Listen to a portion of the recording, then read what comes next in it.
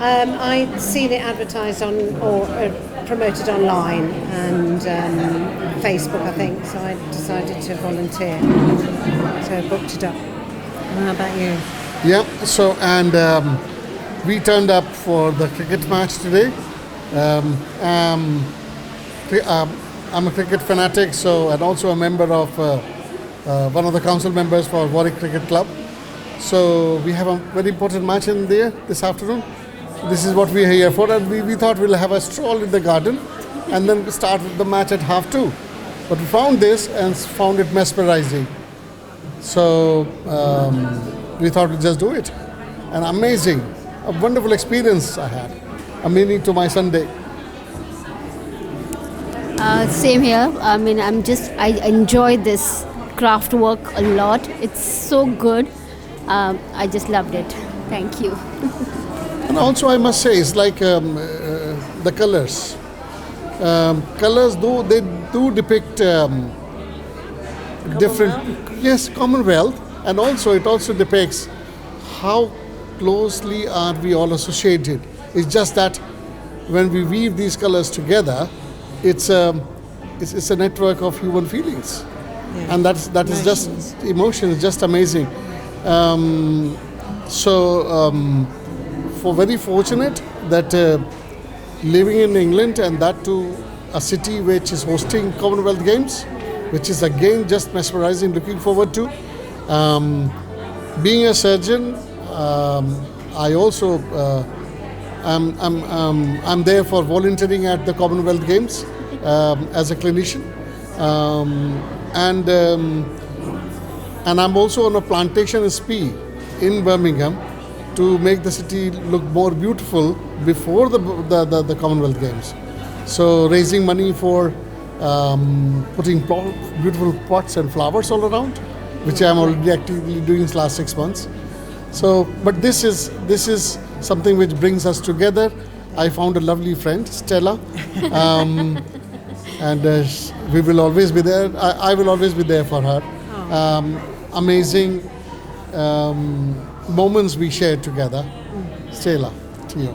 Yes, we've spoken a lot and opened some doors. So we're going to continue some conversations afterwards. So it was nice to be able to work and help each other out. Oh, yes. And join and do things together. Exactly. The world is going through a huge transition, and the objective is just one. We don't need any colors. We just need one color, which is love. Yeah. Color of blood, color of love, which is, let's all work for humanity first, right? And beyond that, there's nothing else.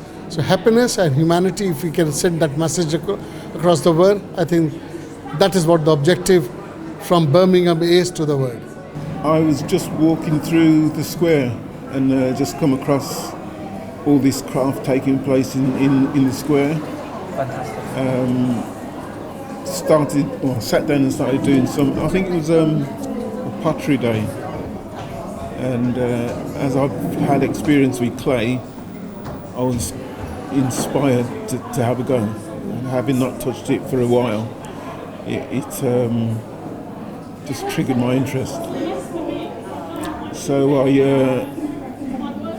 did the day and got the bug, I suppose, of doing craft again, because COVID had interrupted everything that I'd had planned for my future. So I found out that they were doing these gifts for the athletes and decided to sort of have a go at doing a bit of craft, because working with clay at home isn't very convenient, whereas doing something with wool and needles and things is a bit easier. So that's how I first sort of got into it, and enjoyed it so much that I've found others' workshops and I've popped along and just did a bit more. I think what they're doing is very inspiring for everybody, really, because having been a sports person in the past myself, I admire their work ethic. So the fact that they've made it to the games I consider that as them having already won. And by competing, win or lose, they've already achieved a hell of a lot. So congratulations for now, and hopefully you'll be able to celebrate a win. I heard about it on the radio on Sunday, and I've already been accepted as a volunteer at the Games, and I thought it was a fabulous idea to do individual gifts for each athlete as they arrive in Birmingham. Well, I came today because I've seen it happening a couple of weeks ago and I really wanted to have a go. And I thought was the last one, so I thought I must have a go. And I've just loved it. It's been such fun. And it's just been great to be creative again and to do it for a good purpose. St Germain's Church. My name's Heather and I'm the Community Hub Development Worker here, and we're always looking for exciting opportunities to hold events here for the local community to take part in. And I saw the advertisement about Craftspace and I contacted them, and it's been really amazing to have a Craftspace here for the past 4 weeks. We're going to really miss you when you go. It's been a lovely opportunity for people to sit and craft, talk, learn more about each other. And it's such a well thought out project. All the kits are so beautifully made, all the threads are beautifully displayed and easy to use, and all the different patterns and colours are very reflective of the different cultures that we find in Birmingham now. It's been brilliant because we've had such a mix of people who've been able to come to the project. We've had people who possibly would never have the chance to do this, people who are recently arrived in the country and have their own sort of traditions of crafting. They've been able to join in. We had a group of Gambian mums come in and have a go at things, and it was brilliant to see them crocheting and just having fun, smiling, relaxing really. And there's a lot going on in the community hub, but it's just amazing that when you sit there and you actually make your gift for the athletes, you enter another kind of space really.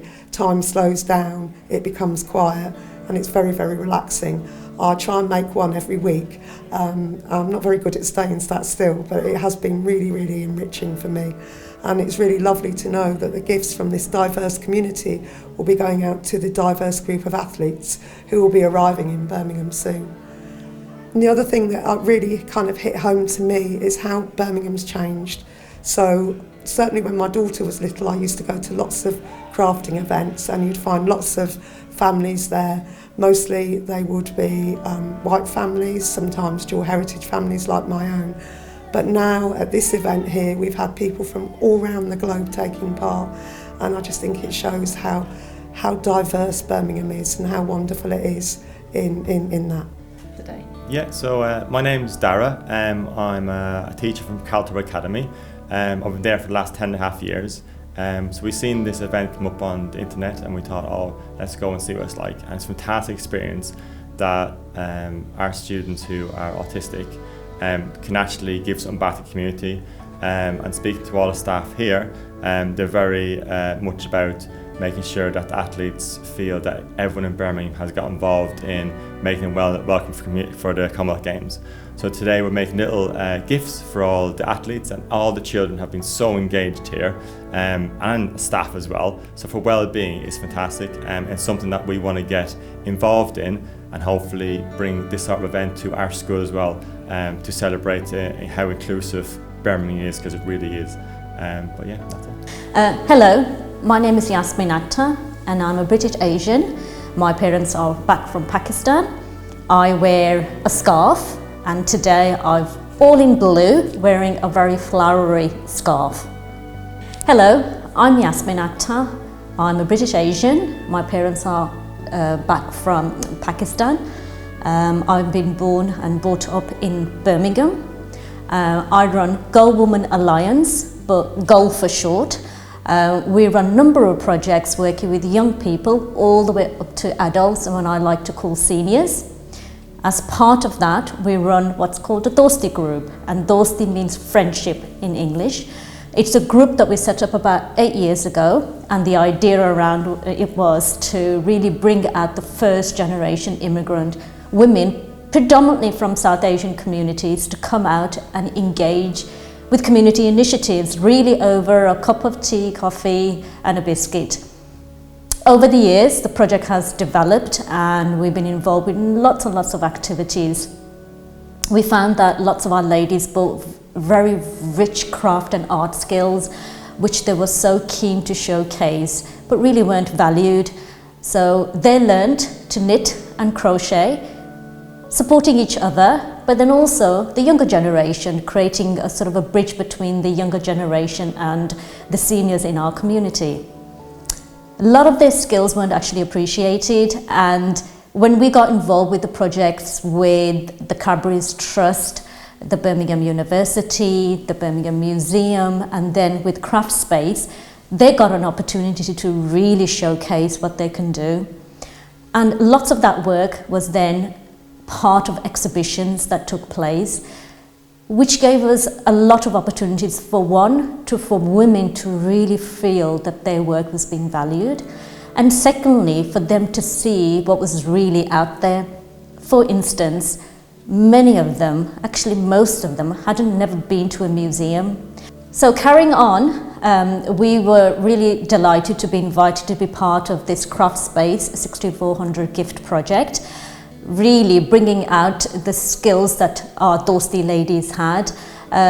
For them, it meant a lot for many reasons, and for us as an organisation, there's a lot that happens in Birmingham, but many of our communities, particularly the women that we work with, don't really get engaged because it's really so far removed from them.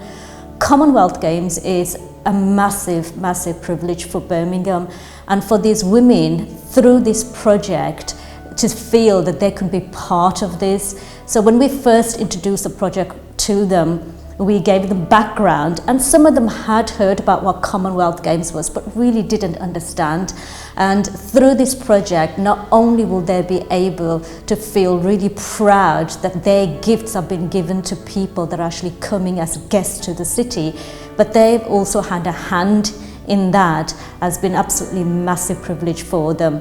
So they've been very excited, doing lots of pretty little gifts for our guests coming over and participants. For them also now, they can, when they hear about Commonwealth Games, they can actually relate to them and what it means for the city and what it actually means for them as residents. So I think after a very long time, many of our community, particularly our service users, can feel that they actually belong and can be connected to what's happening locally in their city. So our service users, our Dosti ladies, come from very different backgrounds, predominantly, as I said, from South Asia. So they include Pakistan, India, Bangladesh, and now most recently women that are coming from Somalia and Africa as well. So we have a very good mix of cultures that are coming from many different cities, but they have a lot of similarities as well as differences in their cultures, which they share through these projects. Of course, Birmingham is a very big area. We're very much centrally based, literally a stone throw away from the city centre. So a part called Saltley, or Olam Rock as it's really known, and also we have ladies that are coming from Smallheath, so very, very, very close to the city centre. Hello, I'm Mary. I'm a white Brummie and female, and I have a black top with peculiar quirky buttons. I have a matching bracelet, and I'm fair-haired and fair complexion. I'm Mary. I'm from Bourneville, and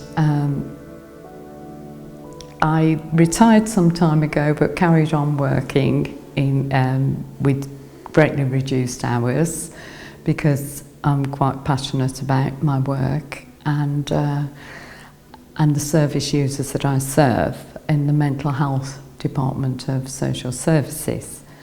And I'm from Bourneville. Did I say that? Sorry. I work and I've continued through the pandemic to do long arm support, but in between that time I've also found myself having time to do sewing and crafting for the greater good, which was the Scrub Hub, Birmingham Scrub Hub came and looking for volunteers, so I did a bit of that while doing long arm support with our service users.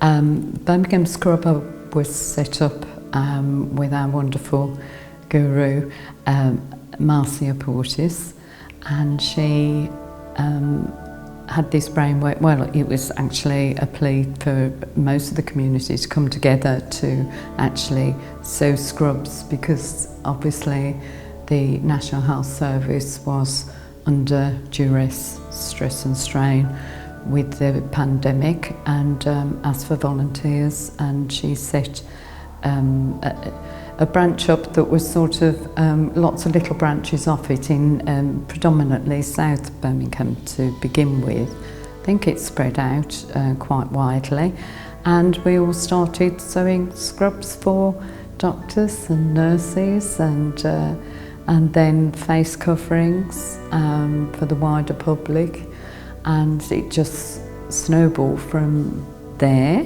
And even though we're not doing an awful lot of that particular type of sewing now, it's Marty's run with a baton on it and actually continue to do charity makes.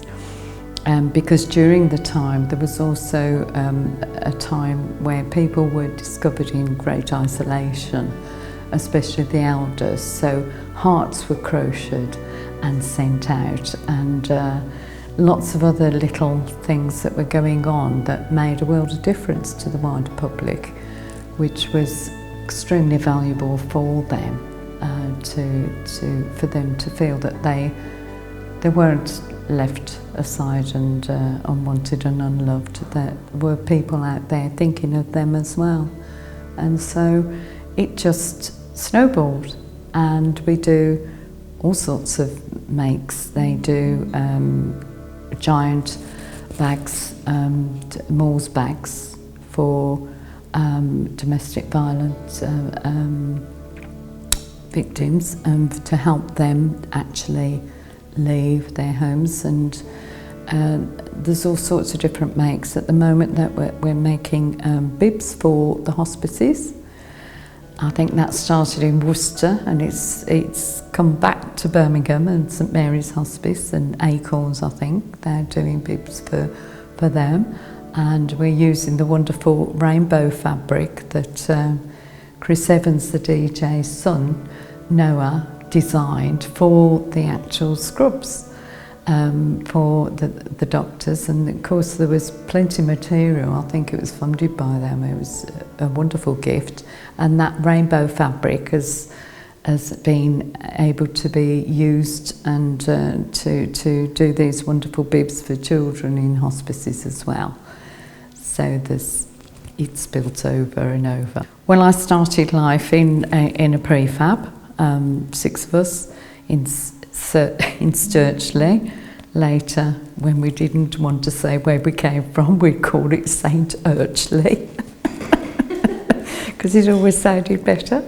And yes, it was a 2-bedroom prefab, and as I said, 6 of us was there, and through poverty, I suppose, one level and another, we were no different to any other large family, where we had to, begin our life on a bit of a shoestring. So consequently, we learnt to make, do and mend, and to do all sorts. I think my one grandmother was, both grandmothers, my great-grandmother and my grandmother, were, on my maternal side, were great knitters and crocheters and embroiderers. So they were great needlewomen.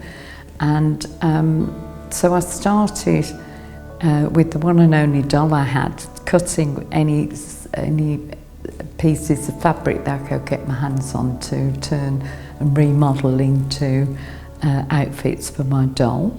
And I also had one Christmas gift one year which was very exciting, was the Little Betty sewing machine, which actually, when I got fed up of it sewing on it, I would turn it upside down and repurpose it as a typewriter, using a bell at the side at the end of the carriage.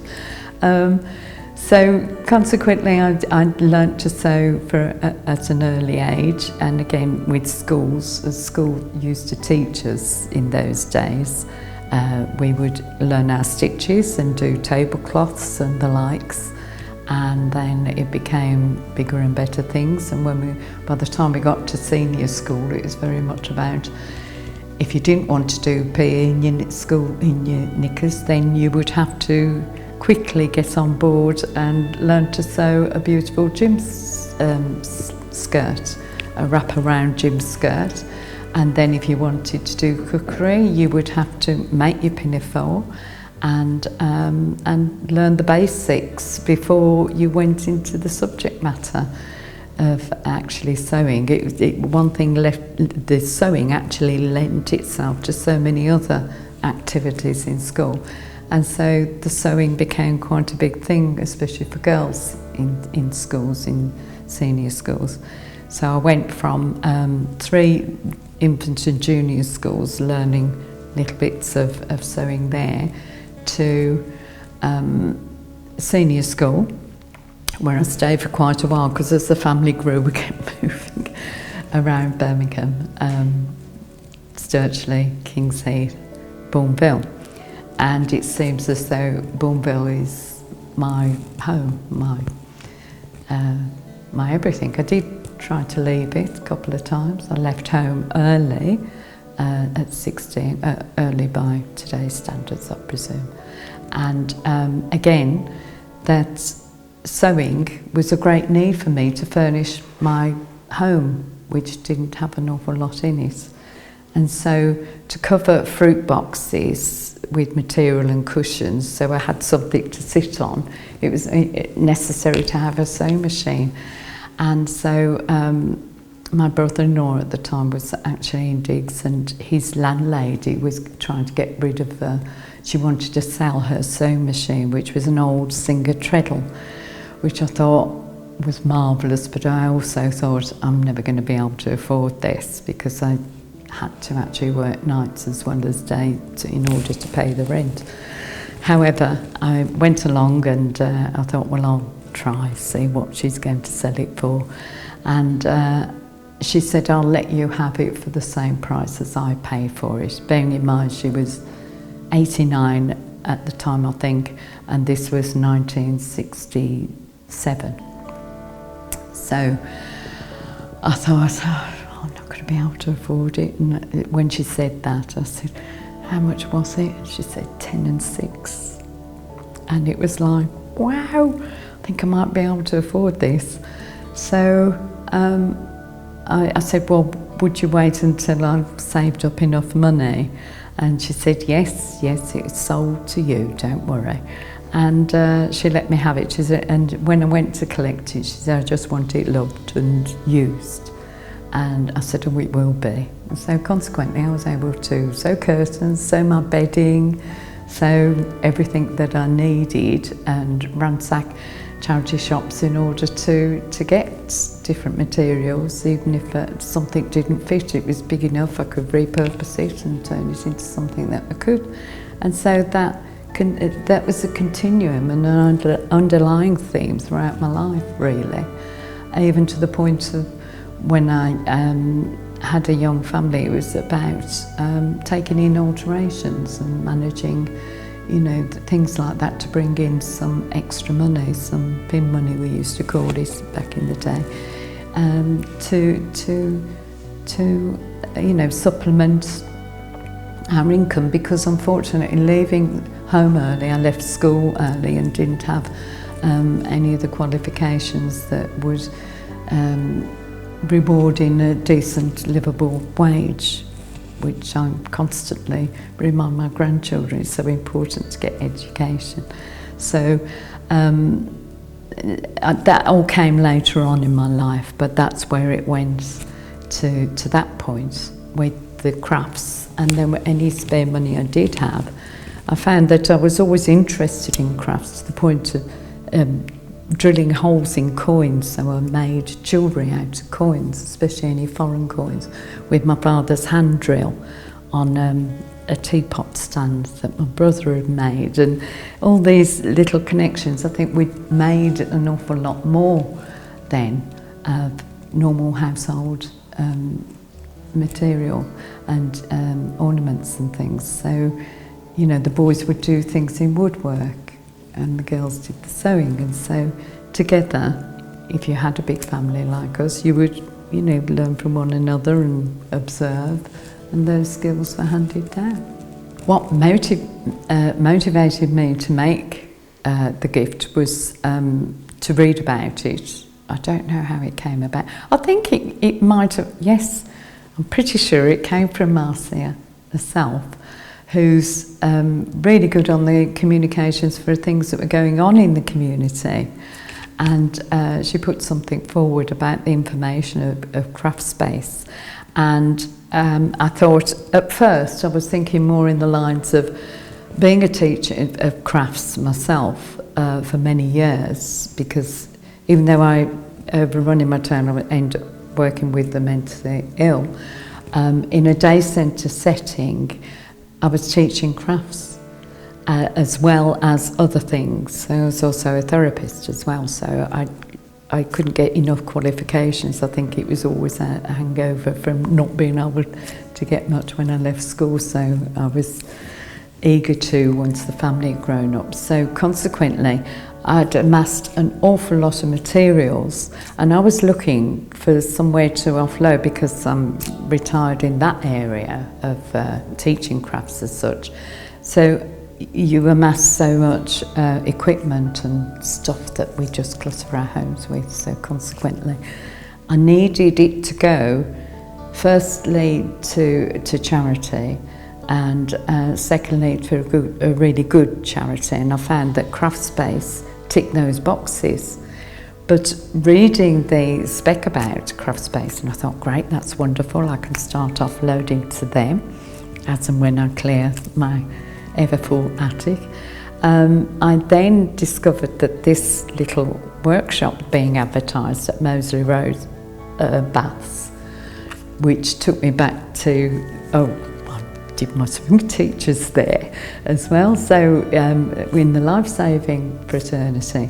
So it'd be lovely to go and see what they've done there, because Moseley Road Baths, the pool, is owned by the general public now, and they're due here and support them in regard to being able to do that, which was great news. And it would be lovely to go along and see this, and at the same time do the idea of doing something as a welcome gift to the people coming over to contribute in sport was fantastic. I thought, how lovely is this? And they're coming to a strange country, and wouldn't it be lovely to put them at ease and for them to have this, even if it was just on their suitcase and on the zipper or something.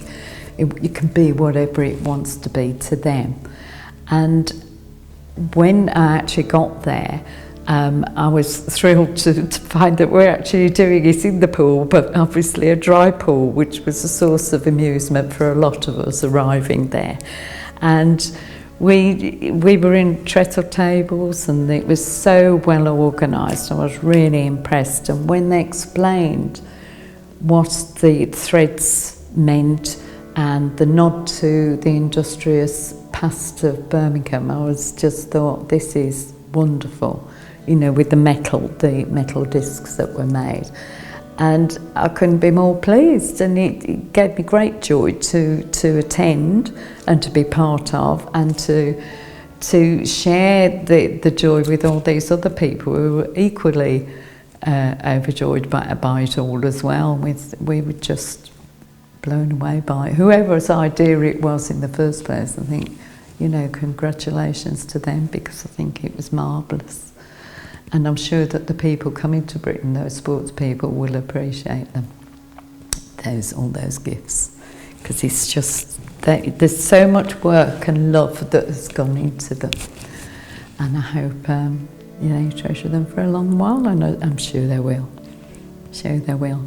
You just got to put yourself in their shoes and think, how would you feel if you were going to a strange country you've never been before, possibly, and to be welcomed like that? It's such a gift, isn't it? My name is Selina Cheshire. I'm a black Zimbabwean woman married to a white man. I'm wearing a checked blouse, which is mainly green, and it's quite beautiful. I love it. I've got short, hair, which is like maybe a Rastafarian in the making. Thank you. Hi, my name is Selina Cheshire. I'm a black Zimbabwean proud mother of 2. And I came into the UK 2002, alone without my kids.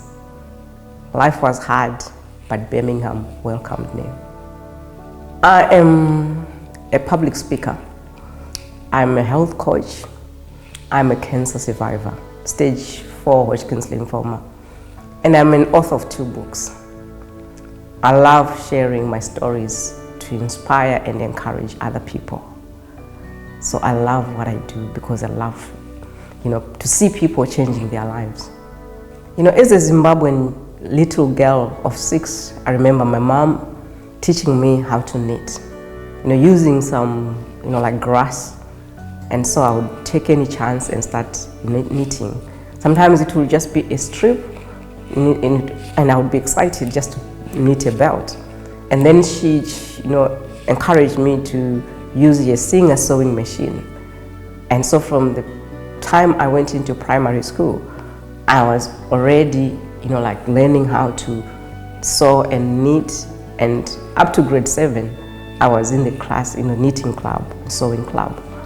When I went to, like secondary school, I chose fashion and fabrics as my other subject, and I enjoyed doing that. I even went on to do, like a diploma in cutting and designing, because it was my passion for, clothes, just making something, bringing it into being. And I became a teacher in my, like late age, and I taught, you can guess it, fashion and fabrics. And I was excited during that time because even guys, they were in my class, they wanted to make something for their mom, an apron, for themselves, a shirt. And so it's just like something which I eat every day. I love it. After being diagnosed with cancer 2014, I had so much time in my hands to think of all the negative things. I even ended up, thinking of killing myself because I had so much time. But then I thought, okay, something I can do was knitting.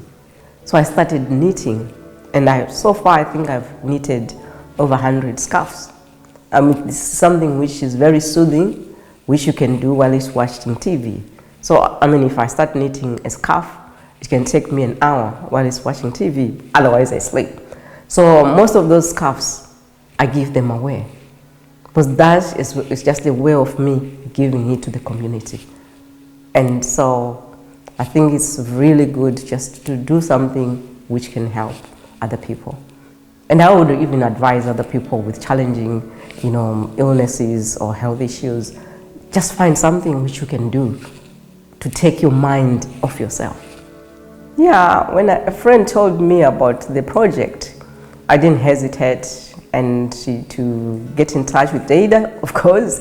And then I was so excited just to come and show, my skills of how I can make anything, something which can, just make somebody happy, appreciate other people.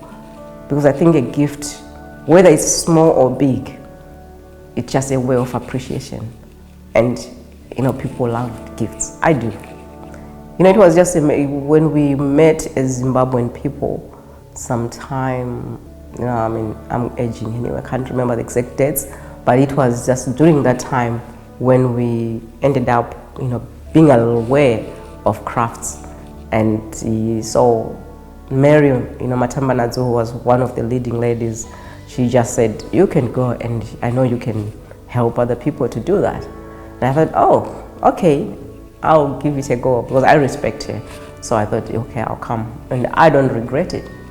I much so enjoy being part of the group. I don't feel left out. No, it's a Zimbabwean women's group, but where we used to encourage each other, and we used to make earrings, would make necklaces, would make anything which is really just to make us busy. Because most of us then, or most of the women then, were waiting for our papers. So it was really something which was a meet-up group. And sometimes we would get some food from the food bank and we shared amongst us. And so it was really just an opening. It was not only the food bank was not only for Zimbabweans, because other people from African countries, they ended up coming. So we met a lot of people. When I came into the UK, that was almost 20 years ago, I went into Manchester and I never liked it. And a year later, I came to Birmingham and I felt at home. I worked in Manchester for almost 11 years. I would go every Wednesday, come home every Sunday. It was just and the manager where I was working, she used to say, "Why don't you just move and stay here?" And I thought, no, this feels just like work. When I go to Birmingham, I feel like I'm home. So Birmingham makes you feel at home. It just embraces everybody. You don't think, okay, somebody's looking at me and judging me or what. You feel embraced. That's what I feel about Birmingham. That's what it means to me. And I brought my 2 kids as a single mother in Birmingham because I felt like they can belong.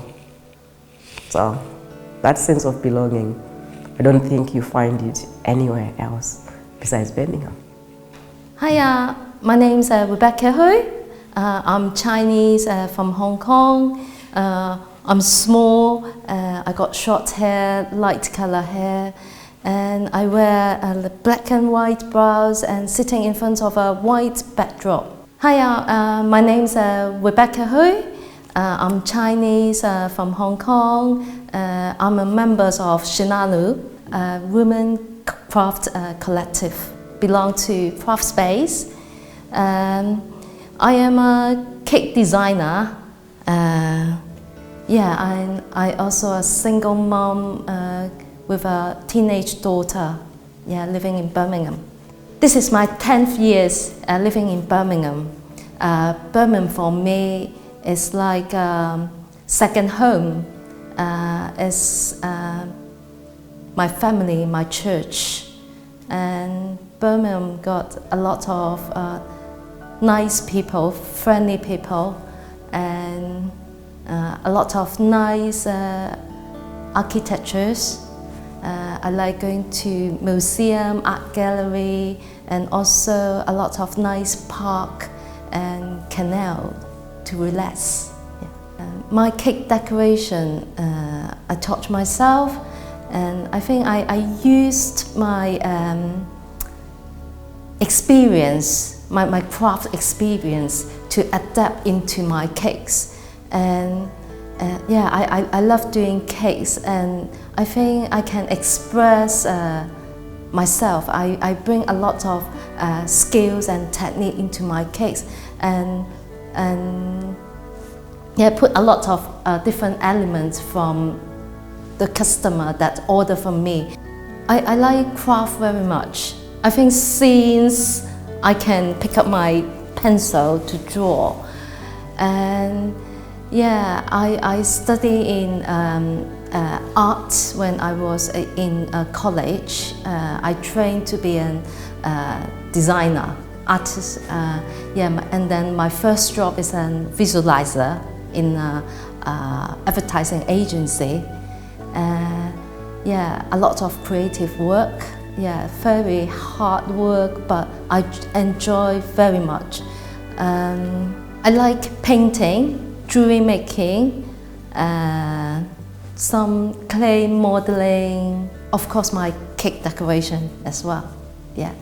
I am very fortunate to get involved in this 4,600 gift project. I made a few of them, and I did enjoy very much.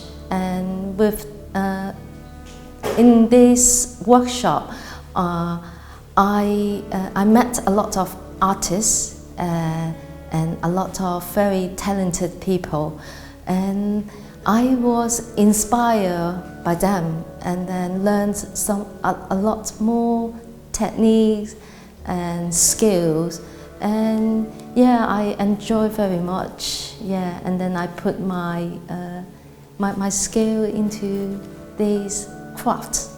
Yeah, I wish the ethnics would enjoy the Commonwealth Games, would love Birmingham, and I hope all of you would enjoy your ethnic life as I do love my crafts.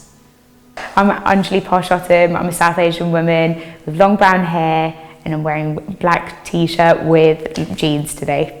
I'm Anjali, I'm a teacher. I teach in a secondary school in the West Midlands, and I also train teachers who are looking to become English teachers in the future. Okay, cool. So I am originally from London. I moved to Birmingham in 2015 as part of my job. Didn't know anything about Birmingham, didn't have any family here, and have now settled in the Jewellery Quarter, which is, I think, one of the most beautiful parts of the city, with lots of wonderful things going on and lots of people with interesting stories who I've been able to catch up with and get to know over the past 7 years that I've been living here. I'm a craft enthusiast. I really enjoy getting involved in arts and crafts. I'm probably less sporty but more crafty, and my connection with crafts actually stems from moving to the West Midlands. When I first moved here, I found a sewing school in a local Gurdwara, and I was the youngest person in this sewing group, but I met so many women from all different parts of South Asia who were craft enthusiasts as well, and kind of took me under their wing and made me feel at home in this new city, and also taught me the skill of using a sewing machine and creating.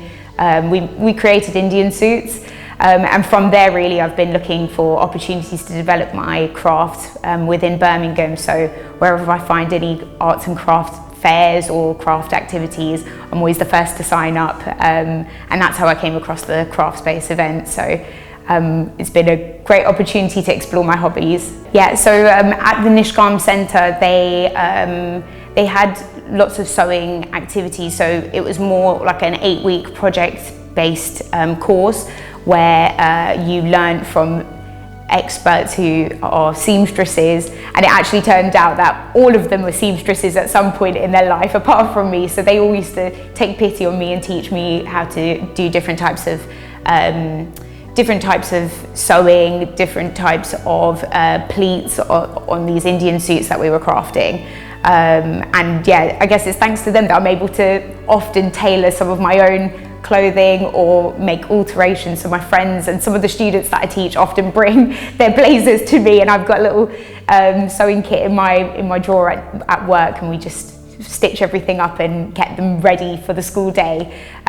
So yeah, I guess it's thanks to them that I've really been able to enjoy my hobbies further, because often I find not many young people are into sewing or into crafts at the minute. So at least I've been able to find a group of people and a community of people who enjoy that too, and also make me feel at home in this new city. Although I've been here for 7 years, the women that I met at that sewing course, I've been almost friends for the whole time I've been here, and they're almost family to me now. So it's opened lots of opportunities to develop not only my crafts, but to develop a family in Birmingham, in a city where I didn't have any family. So it's been really lovely.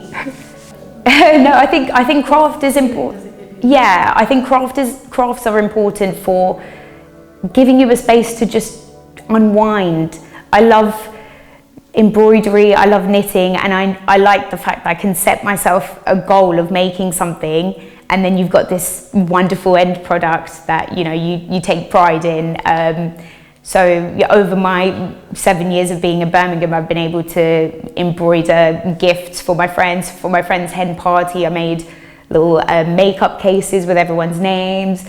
For my best friend's wedding, I had a little save the date embroidered design of I've been able to, during the pandemic, crochet and pick up that skill. And I think it's just a great way to escape from kind of the mundane routines that we have day to day, to be able to completely switch off and do something that's, you know, creative and with your hands, gives you that chance to really unwind, but also give you that sense of pride that you've achieved something that you set out to do, particularly because things like crochet was a brand new skill that I learned in the pandemic. So yeah, it gives you that sense of pride. Yeah, sure.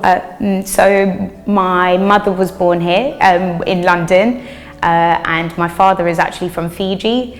And up until 2 years ago, he hadn't actually returned back home. So he had moved here to be with my mum. But my grandparents are from India, so we have lots of family all over the world, and we're really lucky to have that, especially because my dad is one of 8 siblings, so we have family. His siblings are in Canada, in India, in the UK, and Australia even. But I'm the one who's left the London unit, and I've started my own family and friendships here in Birmingham. So now my family always come up here to see this new city and enjoy it. So Birmingham is almost the home away from home. And I used to refer to it as my temporary residence, but as time has gone on, because I've made my own little family unit here, I've been able to, you know, make it seem more permanent. So yeah, it's my dad sees Birmingham as his holiday home, so he always finds ways to come up to the Jewellery Quarter and set up his own space in my flat, which is always great. But yeah, it's not as bad as I had originally thought it would be moving up here, and it's definitely become more of a home over the past few years. The Commonwealth, to me, brings a sense of community. I think often the world seems like a very big place, and then when we have big events like this, it makes the world seem much smaller. And also it's an opportunity for generations to share their stories, share their culture with pride. And especially with all the things that are going on in Birmingham, there's lots of opportunities to hear different traditions, different ways of celebrating. So for me, it really does represent that idea of community. So I'm really looking forward to the Commonwealth Games for that reason. I'm always looking for weird and wonderful things that are going on in the city, just because I think there's so many new places and so many quirky things that are popping up in Birmingham that I'm yet to explore. So when I came across this event, I thought it combines my 2 hobbies of adventuring and looking for weird and wonderful activities to get involved in, and my love of crafts. And so I dragged my flatmate with me to come along for this crafting event, and it was really lovely. I had no expectations, and in the end I was able to meet new people and, you know, exchange contacts with different people who were sitting on my table who also expressed a love of crafting. And yeah, I've really enjoyed it. So it's reignited my love of crafting, especially because recently with work I haven't been able to do that. So it's definitely been a great experience. The whole use of all those different tools and the washers and the fabrics, it was actually really difficult. I thought it would be incredibly easy to just wrap some fabric around a washer, but when I was looking at other people on the table and looking at how creative theirs was, I felt an element of competition, or thought that mine may not have fit in with the rest of them. And you know, I was sneakily looking for other ideas that people had done as well. So it actually, you know, inspired me in some aspects, but brought out this side to me that made me want to impress, and I wanted mine to be the best for this athlete. So yeah, I really enjoyed it, but I think it really made me very conscious of what I was presenting to this person who might receive it later on along the line. But it was definitely quite complicated, but very creative. The message I want to give to the athletes is just a big thank you for bringing more excitement and more adventure to the city centre. I think often Birmingham gets a bad reputation. I know my friends in London are often like, Ange, when are you going to come back to London? What are you doing up here? And actually, the Commonwealth Games, the athletes have brought an opportunity to present Birmingham in an exciting light. And yeah, it's all thanks to them. So I'm excited for the summer. I'm Ricky. I'm at White British. I'm wearing a blue polo shirt and I have short brown hair. So my name's Ricky. I volunteer at Lodge Road Community Church. I do a golden age for over 60s. That's like board games, take them out for days out, generally have a chat with them, make them feel comfortable. For during the pandemic, they was very scared of coming out of the house, so I just wanted to bring the elderly back into the community and show them what amazing things we have for them. And we have 3 alpacas, Angel, Muffin and Judy, that's the names. They should be having babies, but they've not had the babies yet.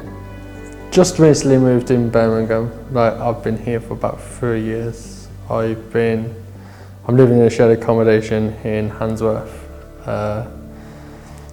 I've been in a couple of shared accommodations because of the people in there, and it's like my learning difficulties, because I have learning difficulties, like reading and writing. So like it's like my confidence of staying in a shared accommodation. That's why I've been to a couple of shared accommodations. But the one where I'm at now, I feel comfortable. I've been there for about 6 months. I like doing community work. It's because you're helping the community, you're helping people. Even like I'm helping, I think it's something to do with the foundry school. It's the Oasis Academy, the pantry, because I do ride food to people's houses, and like it's like the food bank. People should know what the food bank is like, but I take the bags of food to the door, knock on the door, give them the food. They do say thank you very much. It's okay, and then I just do door-to-door deliveries. It makes me feel like I'm doing something good for the community, and like I don't think I do want a paid job, because I can't do like volunteering for the rest of my life, because I need like a paid job. But I think I'm still going to do volunteering work when I'm not at a paid job, so I still do stuff for the community. I like it, but I'm one of these where like I would like to try different things, because I have lived in Dudley, Neverton, Craigleith.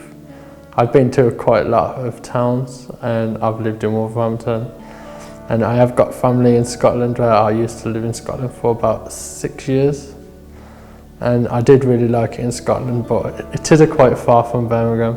I do see my family now and again, but I do want to like go to different towns still. But I do really like it in Birmingham, because it's quite a big town, and I've been told that it's the biggest town, so I just like Birmingham to a fair. And like it's just depending what areas you go to. Some can be scary, some can not be scary.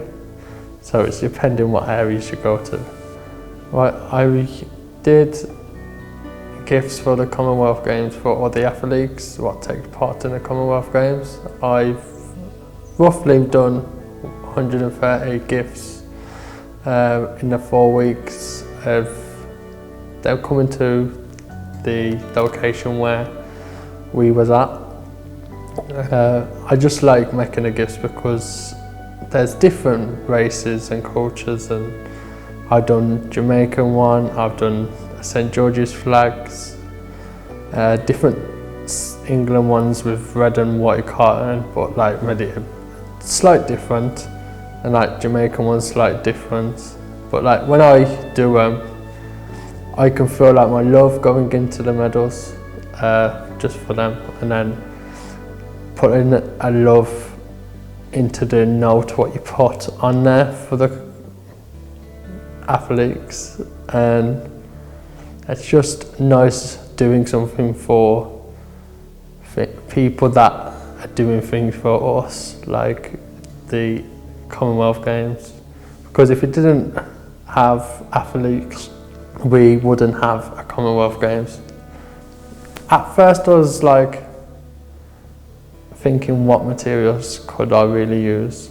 And then I was like messing about with different materials, and then I thought that wool and fabric would be better to wrap around washers and stick them together to make like a brooch or a medal to just give them to say thank you for joining the Commonwealth Games.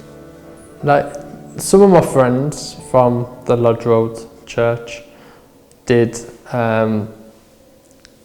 take part, and we was like having a little discussions and like seeing how many people's done, and we were just having a chat really, and we was having like a little giggle because of people doing different ones. Like I done Jamaican, I've done England, I think I've done a Sweden or Polish one, but other people was doing other countries or culture and the flags. So we did have some nice like gifts for the athletes. Hopefully they'll love them.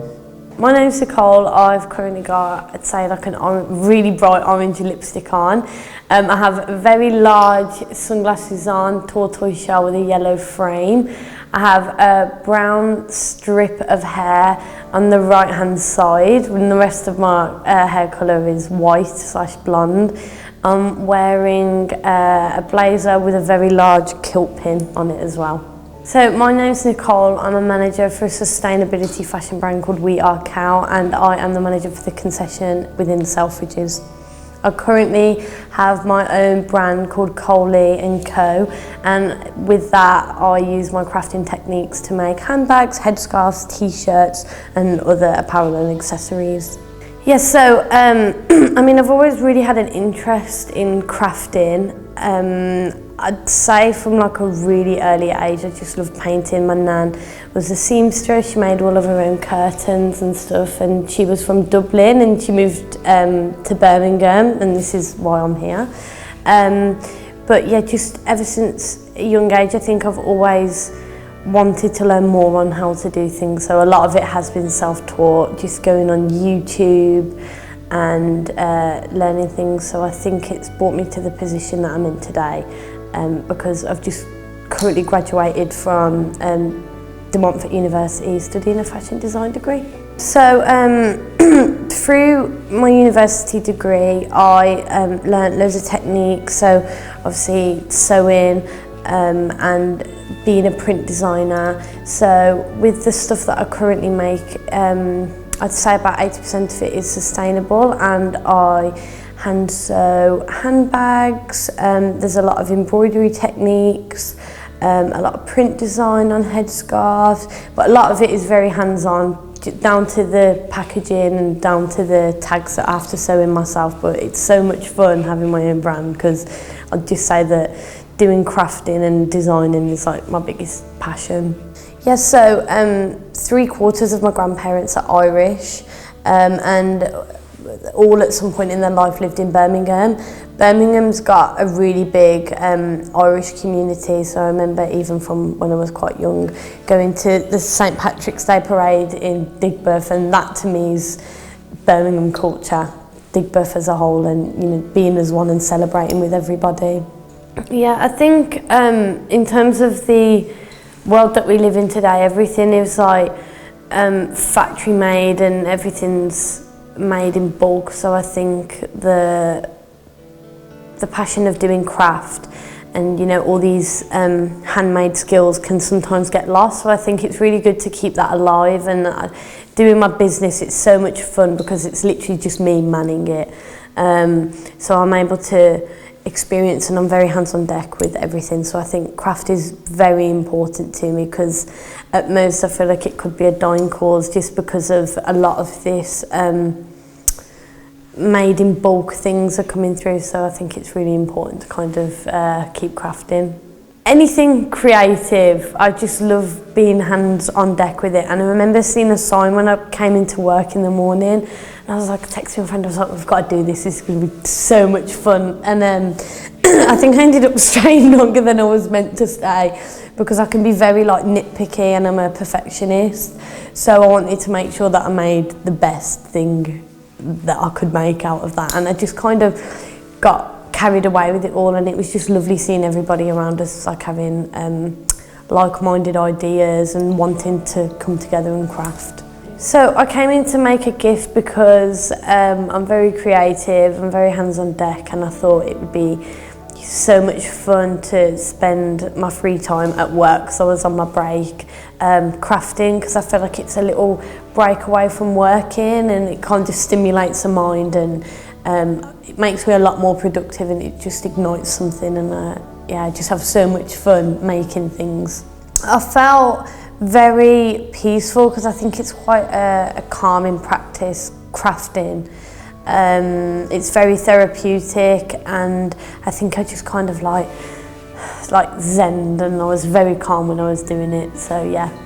Other people around me, I think it was really funny, because when at first there was a lot of children doing it, and it was like, am I like too old to be doing this? Is this purely just for children?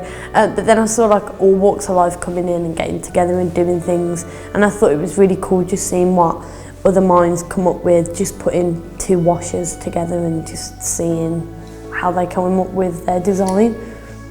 I feel proud. I think it's really cool, especially because it's a handmade gift, and you know, being from Birmingham, I think it's a lovely welcome for them, because I think it's a lot better than giving them something that's just been like factory brought or produced. It's a little bit special, and it's a little bit of me given to the athlete just as a welcome into Birmingham.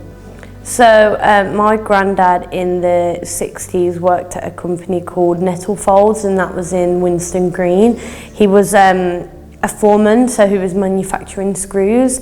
And I think the funny part of the story is my grandparents were both from the same part of Ireland in County Kerry, but they both moved over to Birmingham not knowing each other, and they met at this factory in Birmingham, and here I am. So. Okay, so he also worked at a car manufacturing place called Renault. This was in the 90s, and it was within Digbeth, and he worked as a security officer there.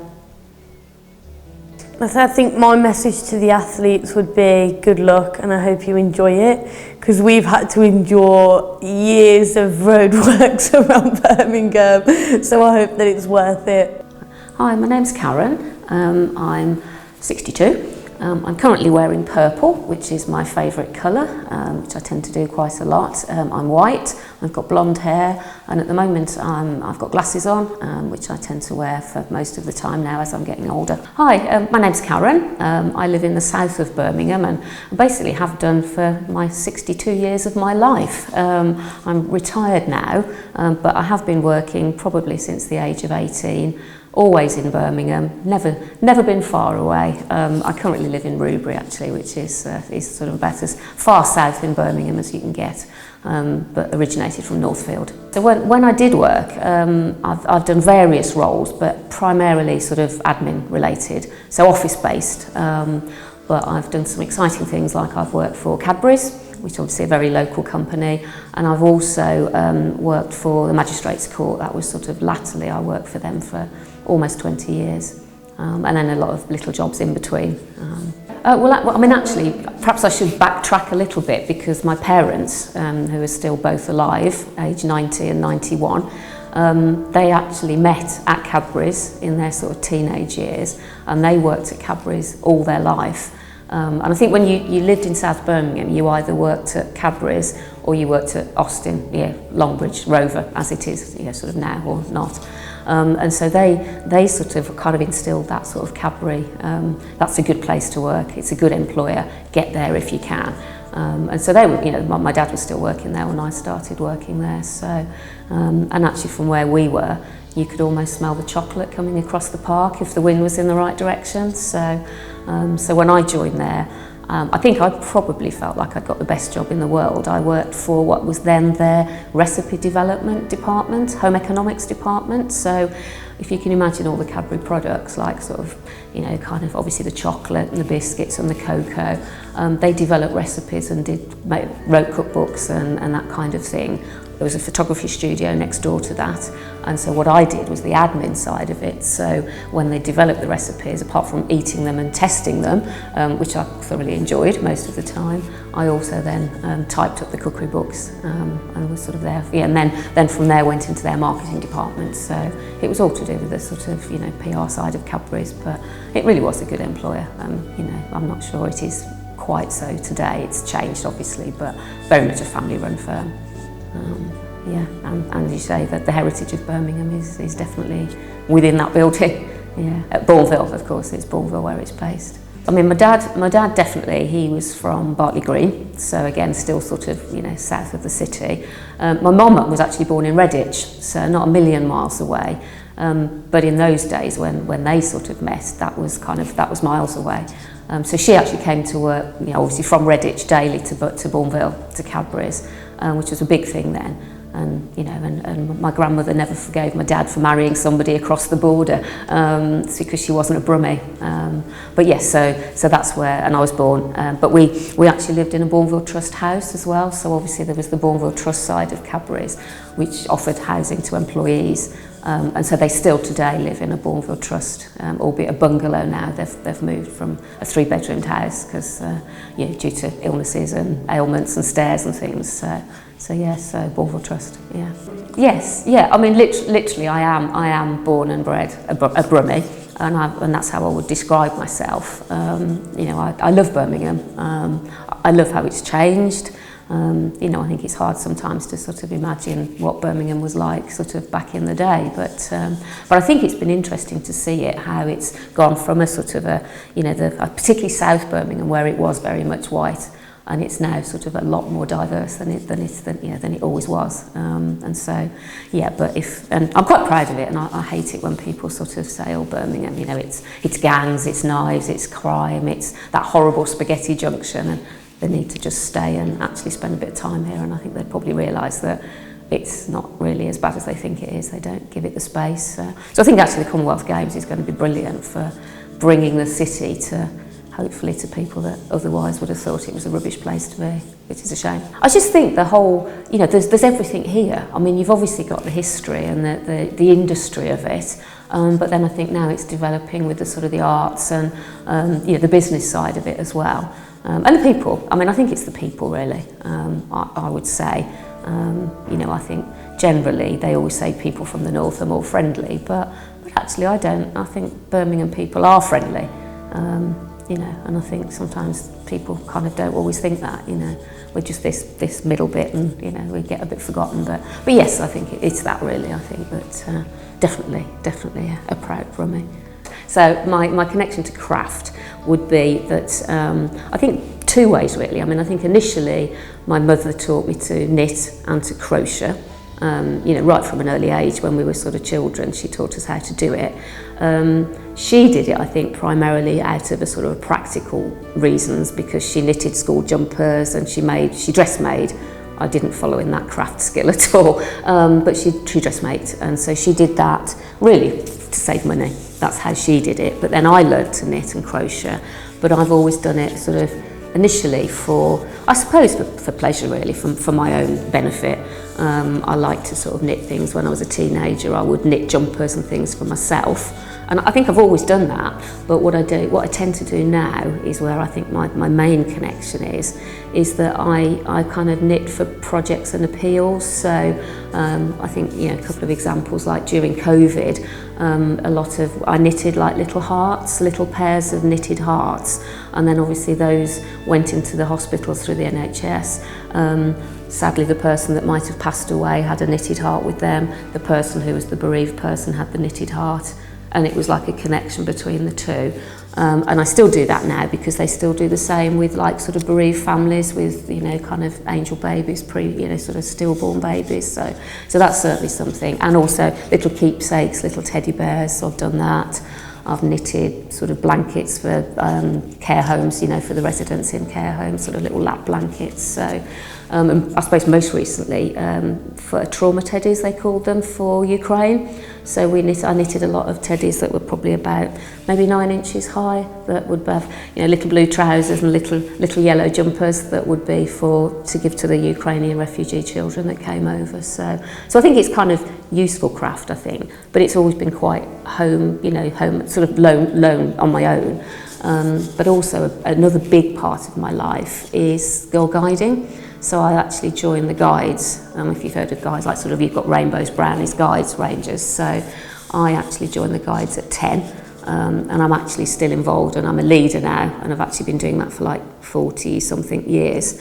But obviously a big part of that programme, as well as doing sort of outdoor stuff and exciting things and camping, we do a lot of kind of crafty type things. So that's been quite interesting as well, to sort of, I would say I'm not creative. I can follow a pattern and I look at things and I'm able to craft in that way.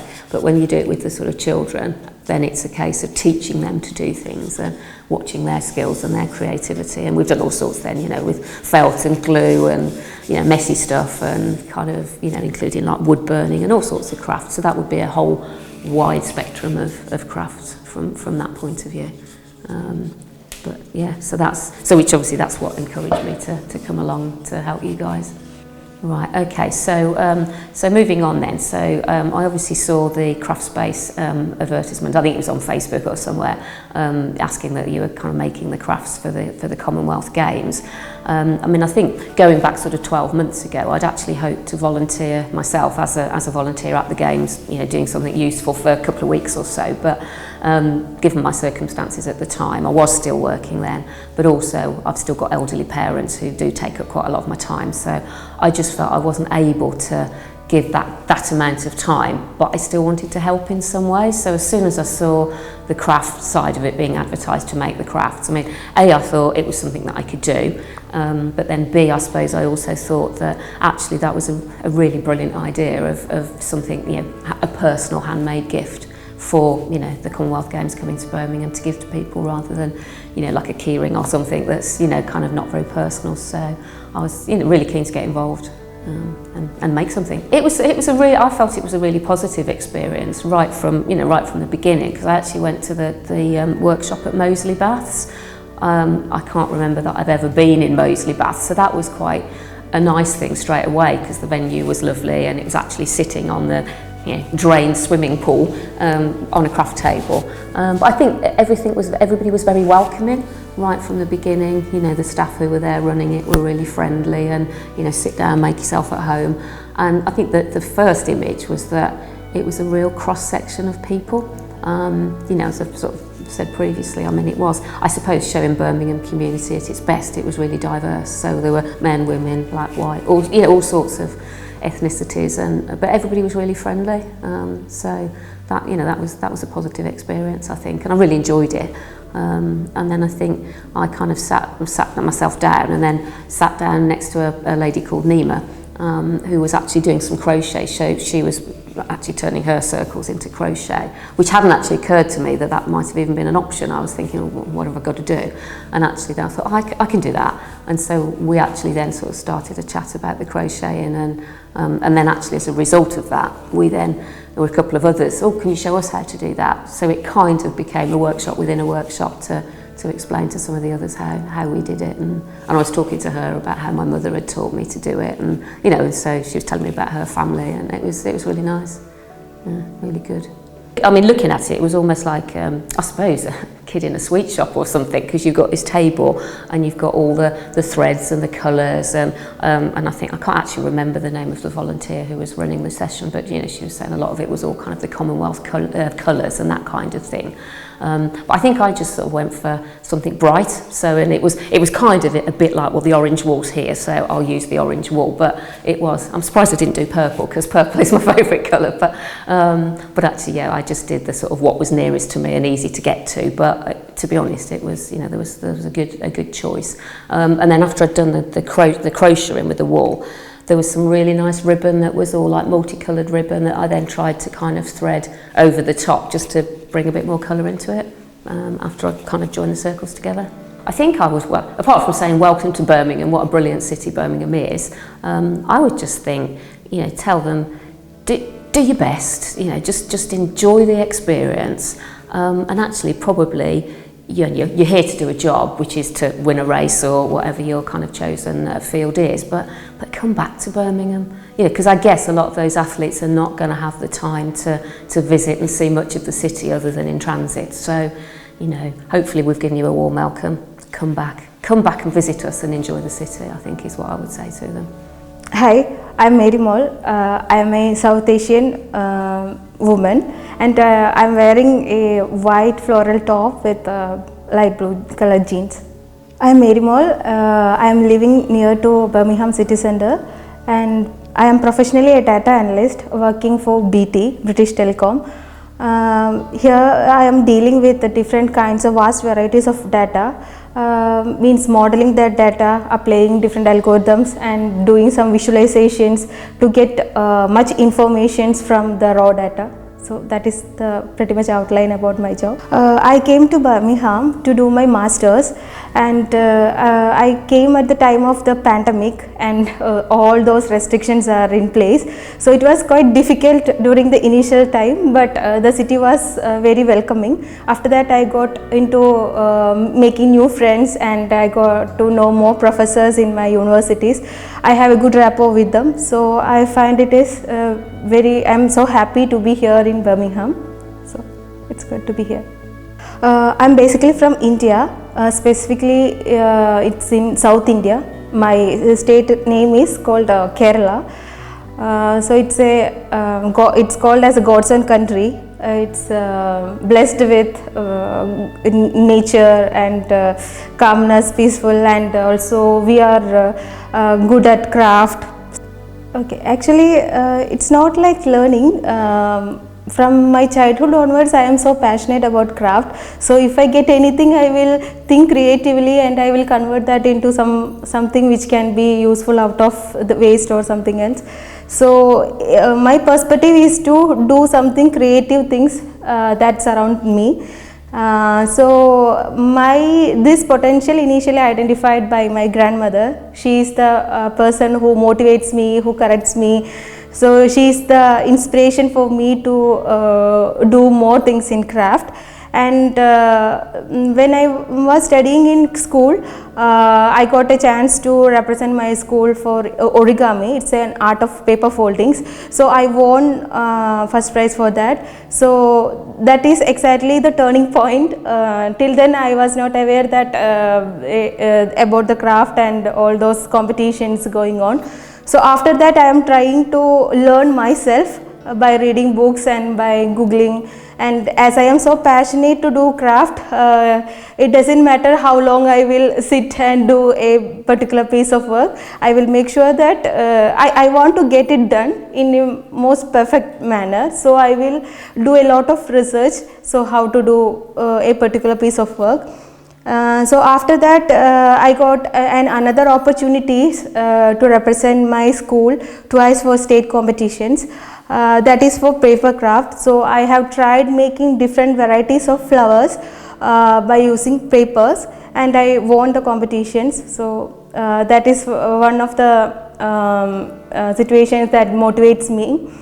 And after that I just explored more in crafting. So in this pandemic in 2020, I started working with mandala art and also bottle art, and I also love to do paintings, different kinds of paintings like glass painting, coffee painting, acrylic paintings. So those are my craft works. As I told, like, I am very much interested and passionate about craft. So after coming here in Birmingham from India, I didn't get any chance to do the things related to craft. So when I see the event is going on here in Birmingham, I was super excited to join there, and I found it very useful, and it inspired me to do more.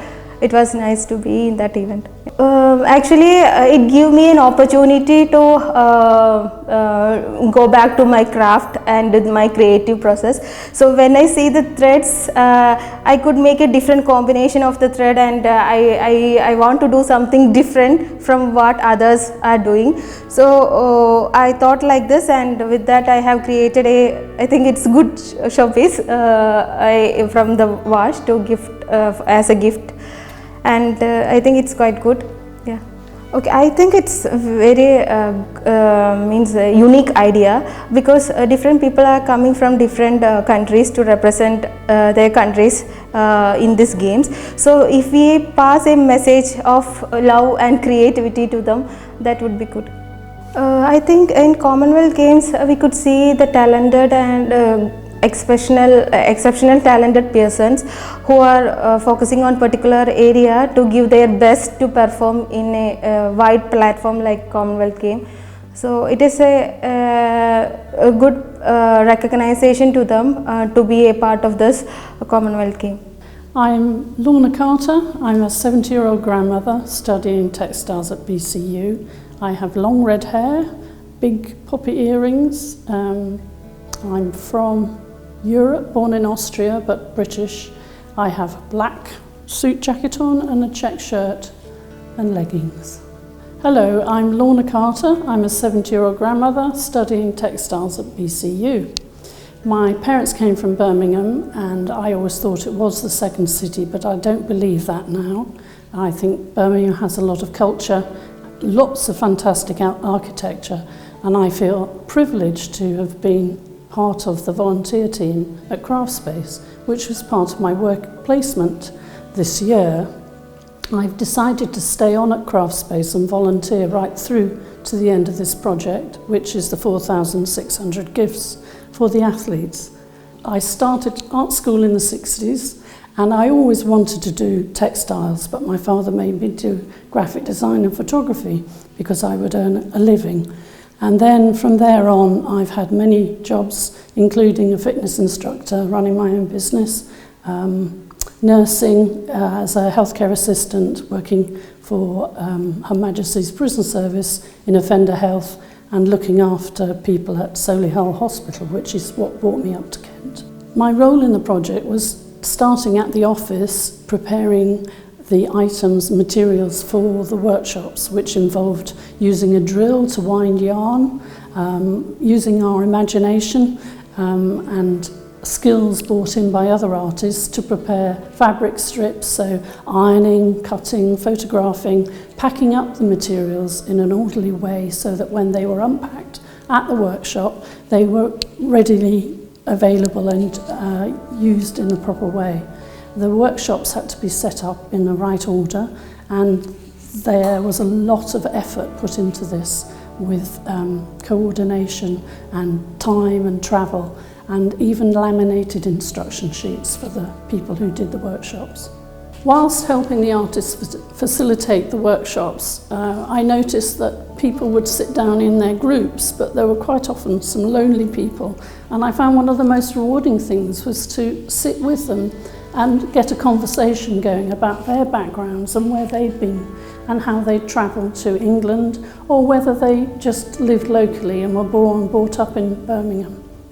My family comes from Birmingham, and I have an affiliation, if you like, through the history of my family, but I've lived in the southeast for such a long time. Birmingham itself is a city of culture, and I notice that my friends in the southeast are quite derogatory, and I always argue about how Birmingham is a city of culture and a city of 1,000 trades. I found it particularly rewarding looking at groups of people who don't know each other, who actually come together and create something really memorable. It's one of those things that you don't actually imagine can come together in such a coordinated way. But when people sit and talk and they're using their hands, the whole aspect of making and doing and creating is fantastic.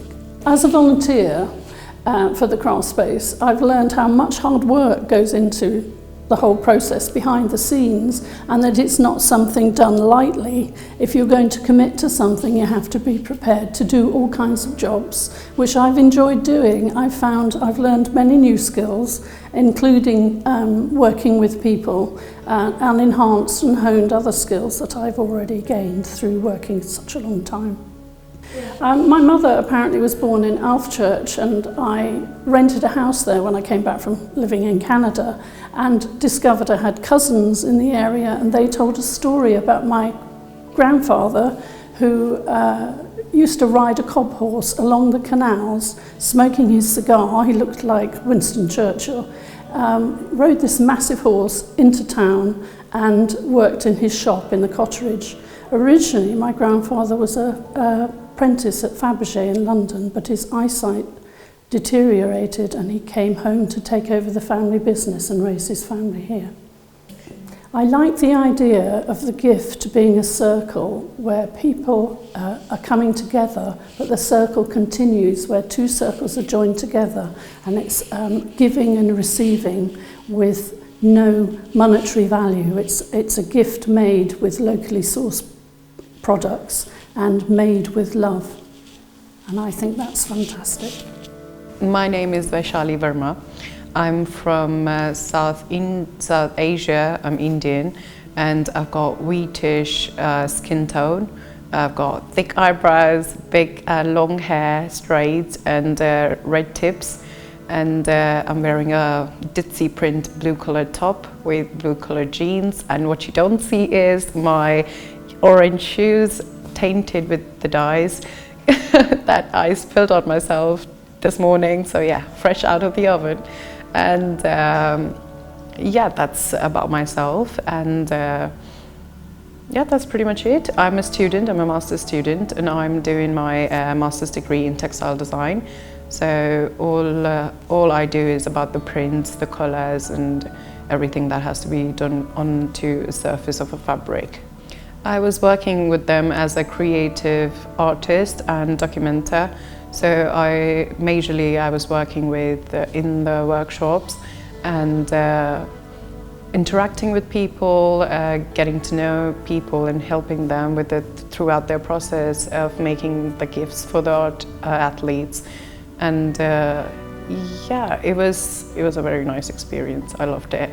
I would say the most big learning experience in here was that I get to meet a lot of people and learn their stories and how everyone is different from each other. Some people were too much into the craft, so they made massive, big pieces and gorgeous, literally gorgeous. And I just would, you know, bring out a chair with them and work beside them and learn how are they doing it, because they've got years and years of experience in crochet or knitting, which they implicated onto the gifts. So that made it more personal to all of them, and it was amazing, and people were lovely to talk to. And honestly, I'm not lying, I've met some of the artists after the workshop, just in some exhibitions or something, and they were so happy to see me. I met this very beautiful lady that gifted me a crochet worm, squiggly kind of thing, and she recognized me by my hair, and it was so funny because it was actually so nice. She just went out of nowhere, "Hi, that's you, right? We met there." And I said, "Yeah, I remember you." And oh, it was lovely. It was a huge experience for me that in a country where I'm new to, people recognizing me and talking to me about their life and just saying hi to each other. It's nice. Good luck and do well. Even if you don't win or anything, don't be disheartened.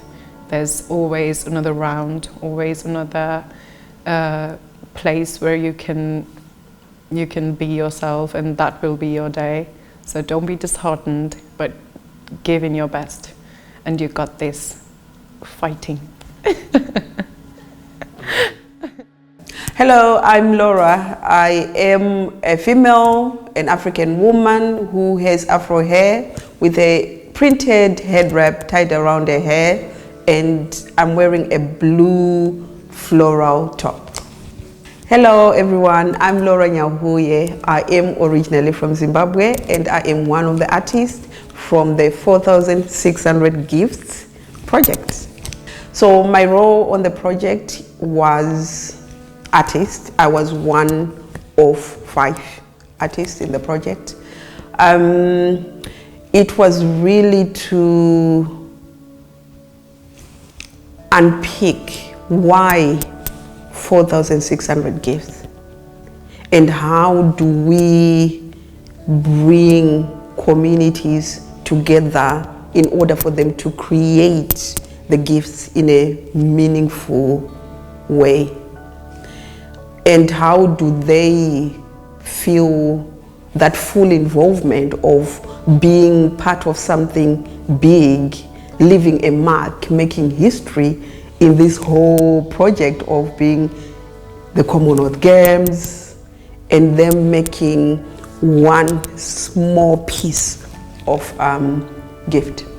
So the process for the project was really an interesting process, just the thought of coming together as artists. We've never worked with each other before, so we're getting to know each other. We are from slightly different backgrounds, like in our practice, but at the same time, we have a commonality of coming from countries that are linked to the Commonwealth, but also in our practice, Mahawa was quite closer to how I work in terms of like textiles. So that was quite exciting, making new relationships. But then it's 4,600 gifts. Where do we start? How do we bring that to reality? So we started by actually looking at the why, like I mentioned before. Why are we making this gift? Looking at the budget, how much money do we have in order to make it happen? And how sustainable are the materials? Where are we going to source the materials? How are the materials going to celebrate Birmingham? And how are the people, the everyday people, going to actually identify with the materials? So we had a lot of conversations around that, exploring materials, thinking about the meaning of colors. Is it going to be aluminium? Is it going to be wood? Is it going to be yarn? What sort of material? So it was quite exciting, but quite a challenge at the same time, because we were not working with a huge budget. So we looked into working with the organization, local organizations like the Scrap Store. We had a dive into their store and really explored a lot of materials from them. And we worked with a local company that provided us with metal, with steel, so that we explored a lot of shapes as well in our own, together as well as individually, and had a lot of discussions around, okay, how long is it going to take in order to actually complete this piece of gift that we've chosen? So we started off with things like even little pots. We explored little pots. We explored things like items that we can hang in the house, decorative items. What's going to work? How practical is this? How are we going to package it? What is the packaging going to look like? How is it meaningful, for the athlete? I remember actually we had a meeting, 1 or 2 meetings with the athletes. So the process was so rich and meaningful. So for me as an artist, I found that quite valuable, in the sense of what I'm always looking for is, yes, we have this end product that we have, but what is the journey and what stories are we telling and who is making them, and why are we even telling those stories. So the process was long. It required a lot of thinking, and the heads that were on the table in terms of the artists, we were the right artists, I believe, in the sense of, like, we had artists who have skills in products, and Mahawa and myself, we are skilled in the crafting of the pieces and material, the tactileness and everything else. So it was the right combination. Well, when we chose the shapes, we had to practice by ourselves in order to understand, like, okay, is this taking 30 minutes, 40 minutes? Around that is, in a workshop, how is this workshop going to be actually broken down in order for the participant to come in, understand the process, choose the materials, and start making. So how many hours is that going to take? It was quite a challenge. Actually, thinking back to it, it required a lot of thinking, and it was not a one-man task. And not only for us as artists, but the project managing of this was really great. And I think what I realized, because I had not really worked with Craftspace like this before, but what I realized in that process is how much care and attention Craftspace staff, and how you actually put a lot of thought in what you do, and just the way that you selected the artist even was very thoughtful. So the process was amazing. It was deeply thought out. Then after this, the practicing as a team, okay, we were creating, you know, all these prototypes, but then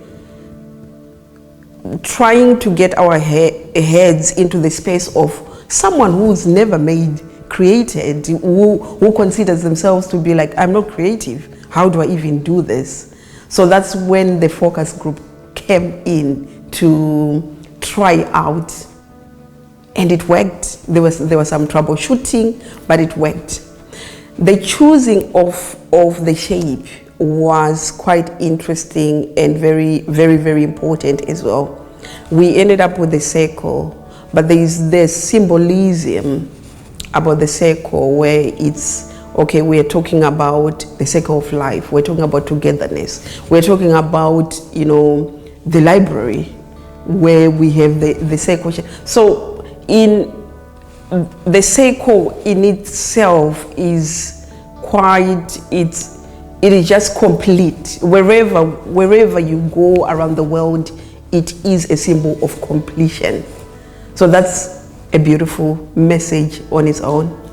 However, anybody who considered themselves to be like, okay, I'm not creative, it was quite easy. It proved quite easy to work with the circle and weave together the stories. But what was quite exciting again is the conversations that really went on in the process of delivering the workshops. The conversations of why these gifts are being created, and the memories that came into that for people who are from the Commonwealth, people who are not from the Commonwealth. There was a breaking down of actually barriers and connectivity, whereby the stories that we were looking for in our discussions as a team, in the sense that we are looking for a space where people comfortably talk about the topic of the Commonwealth, it's not a topic that is a celebratory topic, but it's a topic that also brings up a lot of challenging conversations around colonialism, around slavery. It is a topic that doesn't bring out like great memories, but how do we navigate, because this is here, it's here. How do we even navigate that? How do we mobilize people around Birmingham in order for them to engage? Even just them seeing, okay, come and make gifts for the Commonwealth Games. What if, you know? But we had to bring in thoughts to highlight the value, because this is a gift that is coming from one human to the other who is an athlete, the athlete who's taking part in this big celebration of the Commonwealth. But how do we make the other question that came up is, how do we make the athlete feel valued? How do we make the creator of the gift feel valued? The exciting thing that came with that is how naturally the conversations came about during the workshops. There was a lot of connection despite background, wherever you are originating from. I remember having a moment with the mayor of Birmingham, and that was pretty special. And just sitting with a mom and a daughter, looking at them, the mom interacting with the daughter, the mom showing the daughter how to, you know, complete the task. It just brought out a lot of emotions. It brought out a lot of connection. It brought out a lot of joy. So there was something quite, I believe that in these gifts, woven in them is, you know, sometimes when we say like, oh, love, when we say unity, woven into these gifts is the tangible representation of unity, of the mark that we're looking for, of connectivity. So whoever the athlete is who will receive this, I believe that it is something that will somehow minister to them, that will impact some way, somehow. And this is the power of creativity. This is the power of art captured in a very, very small, tiny gift like this. It's amazing. So I'm originally from Zimbabwe, like I said, and back home, there's a belief that when a child is born, when they come out of their mother's womb, their hands are like this, they are holding their gifts. And as they are living out their life, they are slowly opening their hands. They are giving the gifts and talents that they've brought into the world. And when they're gone, their hands are fully open. They've come, they've given, and they're gone. So this is a belief and a saying that really drives me as a creative. And I feel so privileged and honored to be part of the 4,600 Gifts project, because it's like a manifestation of actually testifying that we all have something to give. Whether we call ourselves creatives, whoever we are, whatever the status that we have, whatever the hierarchy, whether we are the boss of something or we are coming from wherever that we might be deemed very low class. But in this project, we sat on one table. We followed the same instructions. We came and we gave. The gift of love, the gift of joy, the gift of peace, connectivity. We all left a mark. My name's Tia Palmer and I've got long, straight black hair. I'm Asian, Indian, and I'm sat in front of a blank wall in a stripy grey shirt. So I've been an artist delivering some of the workshops for this project, and I've just it's going to come up to a year since I've graduated, and it's been a really fun time. I've learned a lot about people, city, being organised, delivering in front of large rooms of people. It's been nerve-wracking to start off with, but as I've gone on, it's become easier and I've become way more confident in speaking in front of people.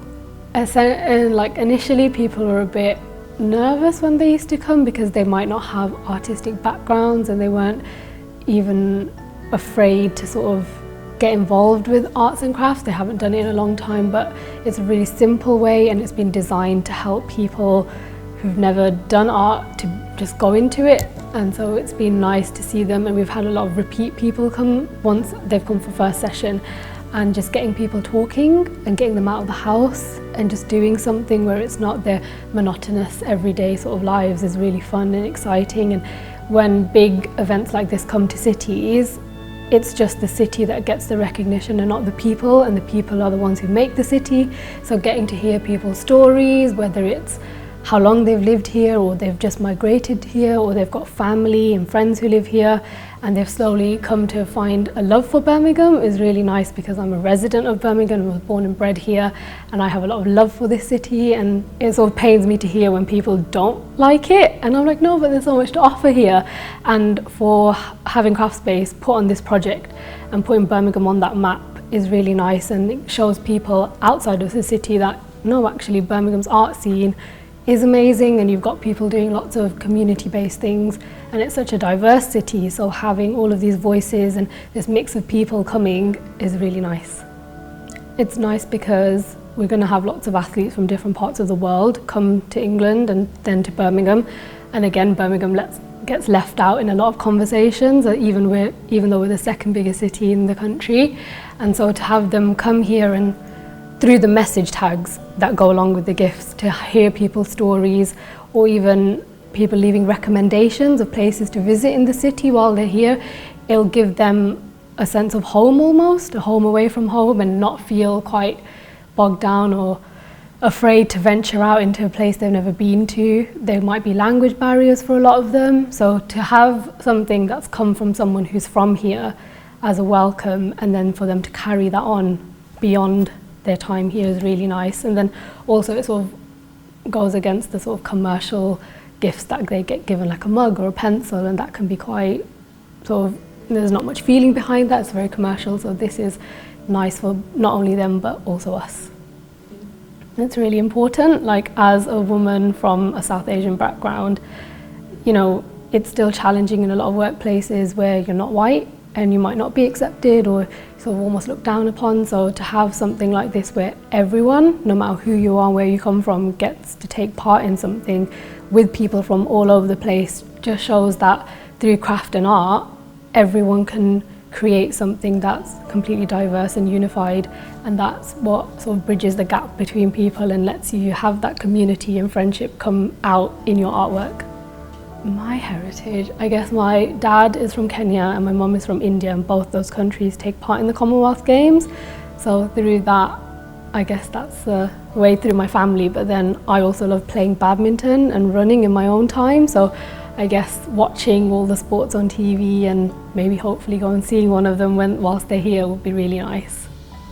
It's been really good because I'm only coming up to a year since graduating, so having such a big project to work on straight after university has been really good in building my CV and building my confidence, in allowing me to sort of open doors and get contacts of other artists in the city who are more established in groups. Like through this workshop and through the conversations during the workshops, I've actually got onto working with other groups and other projects, which is really nice. So I'm constantly busy and always doing something, and having that straight away out of university is really, really good, because it's very rare sometimes for graduates to be taken seriously or taken on to projects that are established.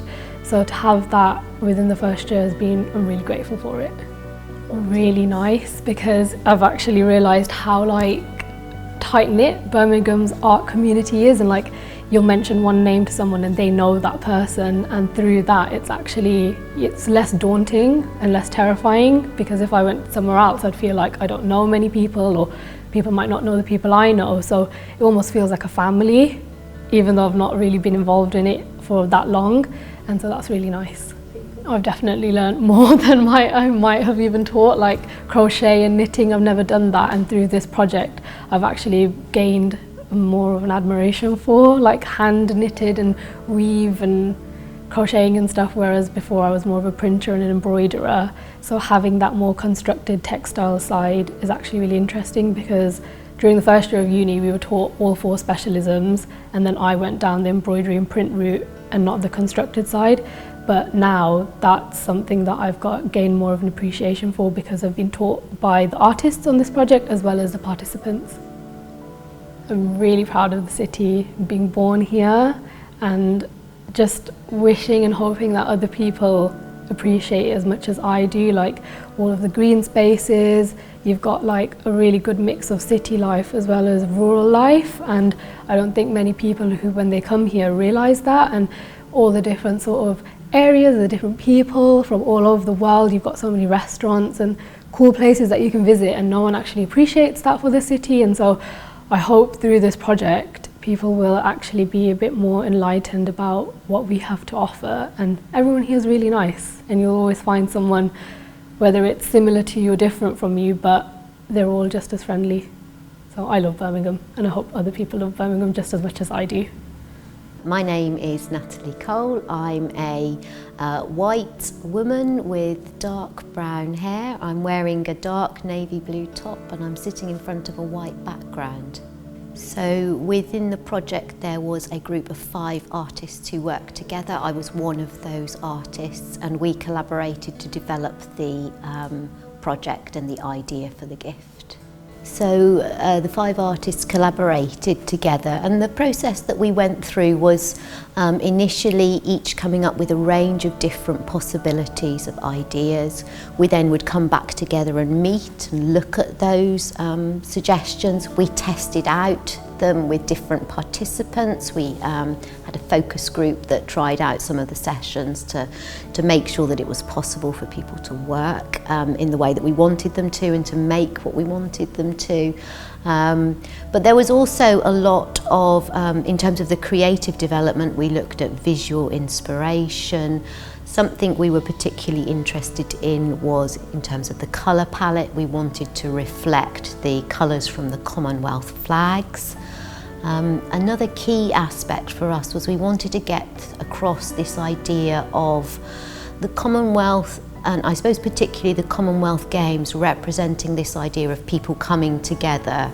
We chatted with some Commonwealth athletes, and something that they talked about was that the Commonwealth Games are often called the friendly games. It's a way to come together, and so that was something we really wanted to represent in the object, this idea of togetherness, friendship and coming together. And that's really where the final design evolved from, trying to represent that through a little gift. So as a project team, we were really keen that we sourced all of the components, the materials, as locally as possible, as well as it being made by local people. It was really important that everything also came locally. So we worked with a company in Birmingham called Stevens Gaskets. They manufactured the metal rings that were used as a base for the gift. We sourced our fabrics and our threads locally, so we used Birmingham Scrap Store, we used the Handsworth Market, the rag market in the Bullring as well, so all those materials came locally. Another important aspect was reflecting different countries in the Commonwealth through their textiles. So we sourced a lot of textiles, particularly from the markets as well, that reflected different communities from the Commonwealth. Particularly popular was the African print fabrics, the wax print fabrics that went down very well. So with the gift, we were trying to represent this idea of connections and coming together. So as well as wrapping these rings together, we were asking the participants to literally join 2 rings together and bring them together to represent this idea of coming together.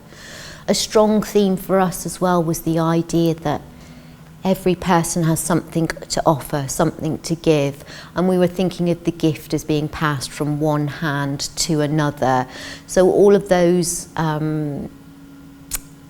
themes built into the development of the idea and the concept behind the final object itself.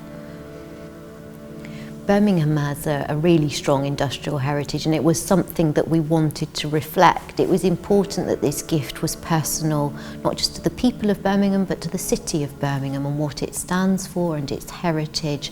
And Birmingham was at one time known as the workshop of the world, and so working with a local manufacturer to produce the metal elements tied in really nicely with that and brought the story all together. So building on that idea of the workshop of the world, we were trying to almost replicate that through the workshops that people were involved in. So we were bringing all the kit along to sessions and setting it all up so that people were working together around workstations to make these objects. And yes, I think as part of that we were trying to reflect that idea of coming together, of making, communal making, but also reflecting this idea of working in industry and multiple people working together to produce objects. It's been a really enjoyable experience delivering the workshops, meeting people from all sorts of different communities and groups from the Birmingham area, people with all sorts of skills as well, some who've never touched textiles before, others who are really competent at it. So that aspect has been really enjoyable. Another aspect of the workshops that's been really interesting is it brings all these people together and sitting together around a large table, and it gives us an opportunity, even whilst we're working with our hands, to chat together and find out different things. People could share their stories, talk about their experiences, how they felt about the Commonwealth. And there were a number of lovely little incidents that happened over a number of the workshops. One particular, I remember, we did a mass make in Selfridges in the Bullring, and we had a long run of tables with people working around them. There was a row of 3 ladies. They'd all come separately, and the 2 ladies on the outside had decided that although we had a colour palette, they wanted to focus in on the colours of the Ukrainian flag. That was something, well, obviously it's all in our minds, but they wanted to show as a sign of solidarity. And so these 2 ladies who had come separately both decided that was what they were going to do, represent Ukraine. And it only turned out as they started to make and chat that the lady that was sat in the middle had actually come from Ukraine, and she was incredibly moved by the solidarity that they showed just through this process of making and their creative decisions in choosing the colours to reflect the Ukrainian flag. And it moved the lady to tears, and it was a really lovely moment, and there was numerous events like that. Having the opportunity to work on the 4,600 Gifts project has been really significant, I think, in terms of our career developments. Mine and Wayne, I'm talking about, we work normally in partnership, although we have been for the last 10 years teaching and lecturing. So this was an opportunity to get back into making, delivering community projects. And for myself, it's been really significant. It's made me question whether I ought to be going back and doing more of that kind of work. It was such an enjoyable project to work on, and and particularly the community aspect of working with people from the area as well. So although I have been teaching up until now, it's really made me start to think about whether I can balance that out and reduce the teaching and do more of design work, independent design work and community-based projects. So yes, it's been really quite significant.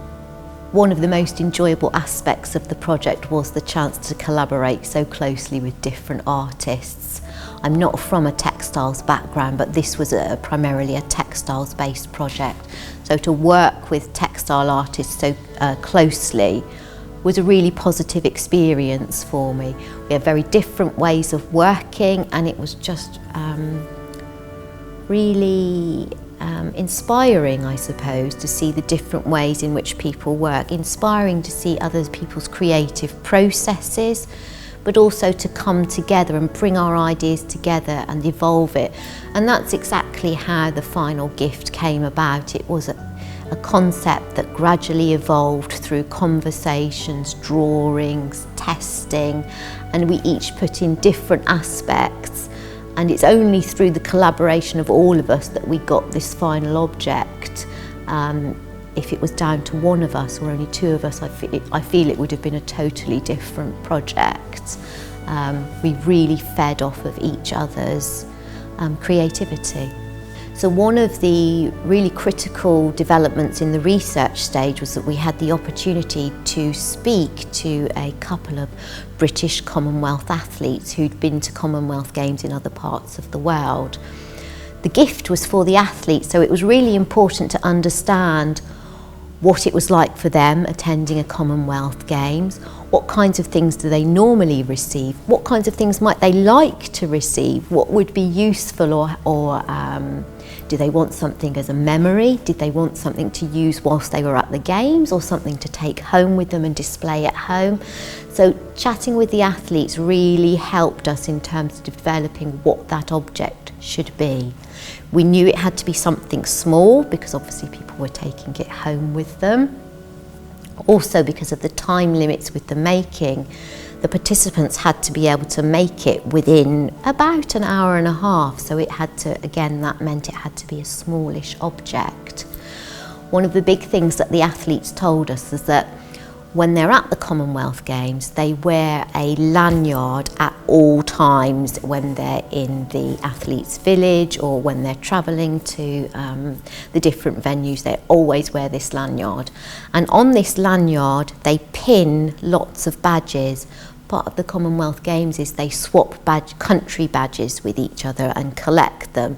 So there's already this little idea of wearing badges or sharing badges and things like that, which we felt was sort of a nice small object. But equally we felt like maybe not everybody would want to wear something like a badge or a brooch. So could the athlete choose how to use the object? And another key thing that came up was that the one thing that every single athlete has, dependent of their sport, their kit changes, but they always all have a kit bag. And so we thought it might be quite nice that this charm could be either worn as a badge or a brooch, but could also be used as almost like a key ring on a kit bag. And so we were giving the athlete the chance to decide how to use it. So when they receive their gift, they also receive 2 different attachments, so they choose how they use it. My name's Wayne Pottinger. I'm a black male of Afro-Caribbean descent.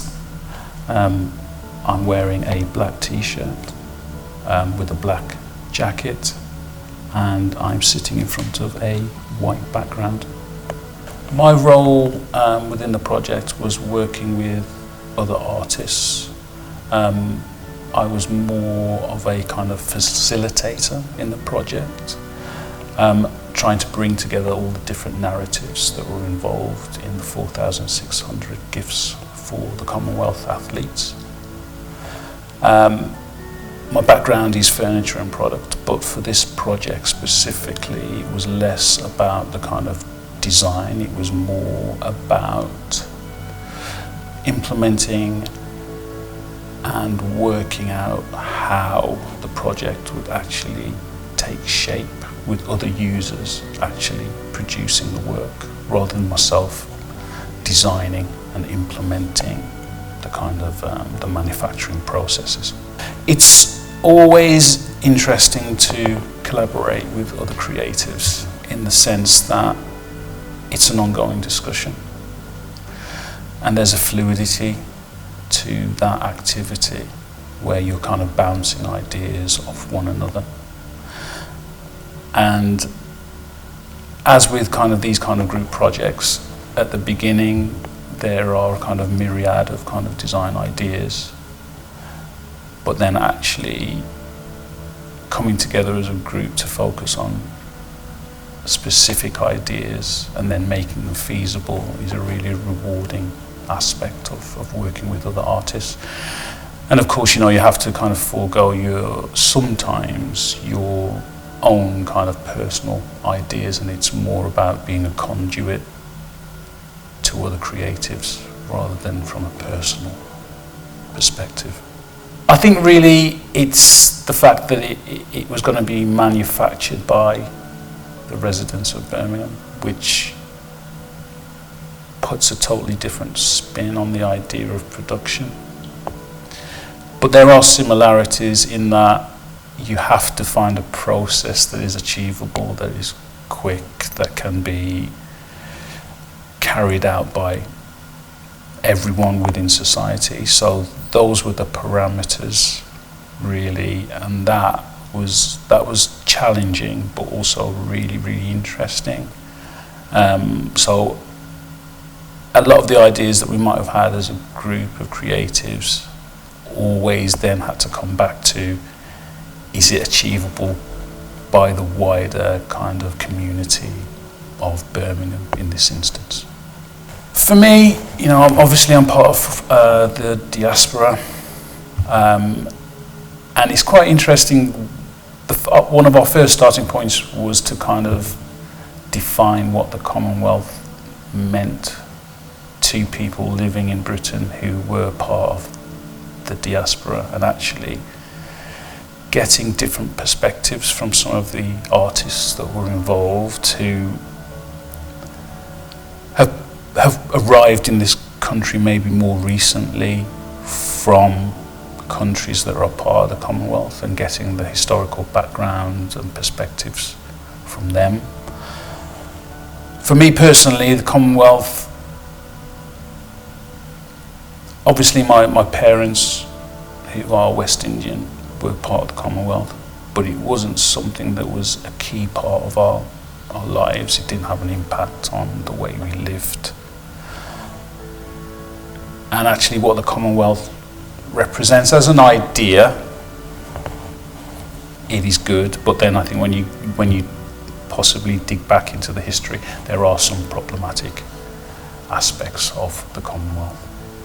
Well, I think it's more of a celebration of the diversity that the Commonwealth represents through people who are part of the diaspora as well, and actually showing their contribution to society and the skills that they have and have brought with them, that also actually represent the places that they've come from originally. And it feeds into the idea of that actually, you know, it's a multicultural city, Birmingham, and it provides a fantastic foundation and opportunity for those people who have come from the Commonwealth to actually show that they are contributing, they are part of the fabric of the community of Birmingham. I think Birmingham is obviously the second city, and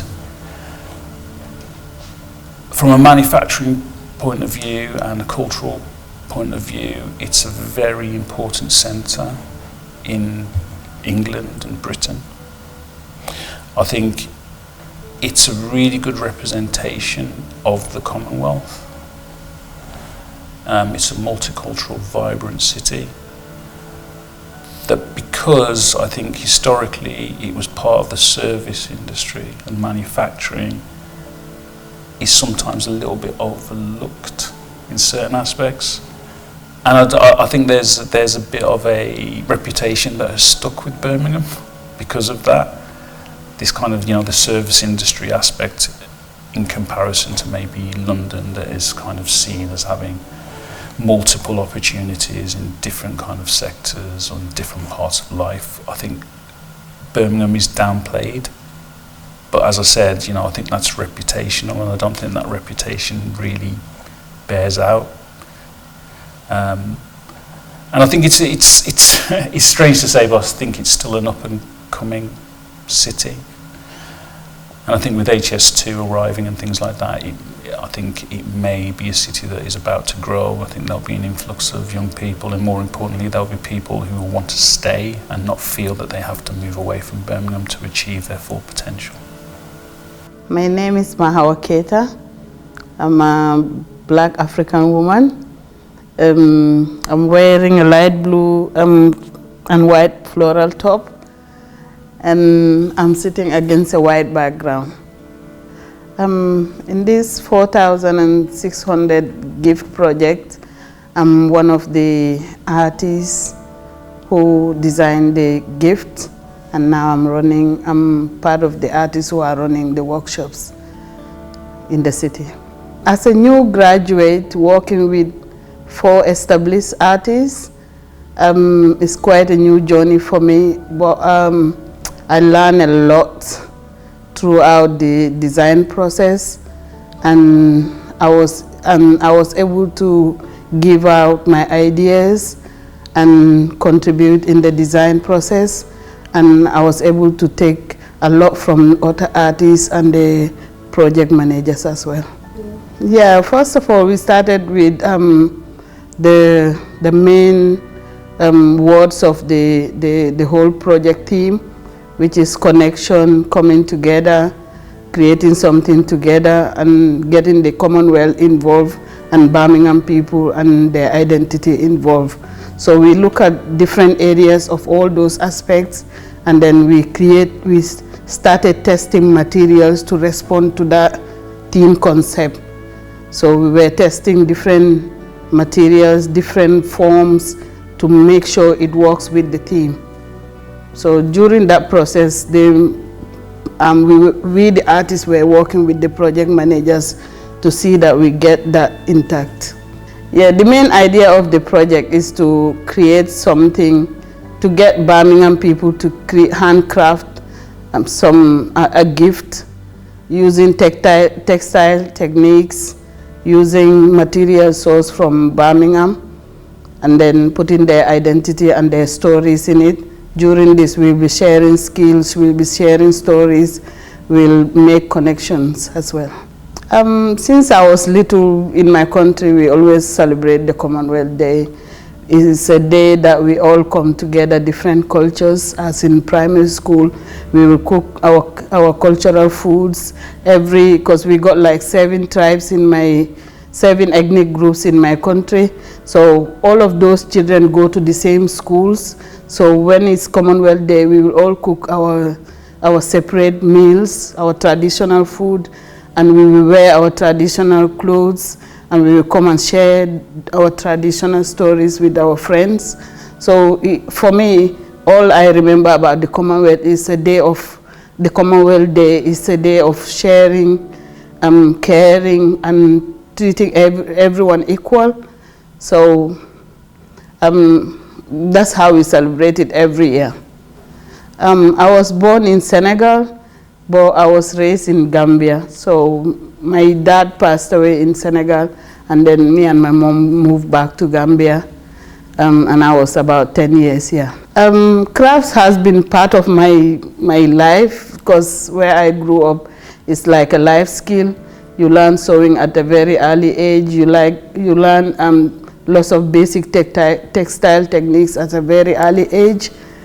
Yeah, but I discovered my skill more in higher education here. But I have the background skill, but I was able to show it out more when I started the higher education. I came to Birmingham as a student, as a spouse, And then I joined my husband. Now we have 4 kids in Birmingham, and we're managing, yeah. Birmingham is a beautiful city. It's a city that embraces immigrants. It's a city where you find it very easy to settle down, where you find things you need, you know, where you easily connect with people. Yeah, I love Birmingham. We've been teaching the participants basic textile skills, things that even people who have no experience can use within 1 hour and make a gift.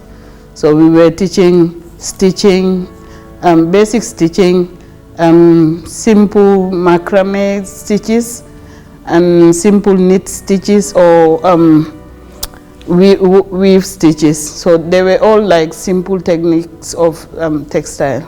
The idea of people coming together to create something to give to people that are coming to Birmingham and taking them away to their various countries, that makes lots of people proud.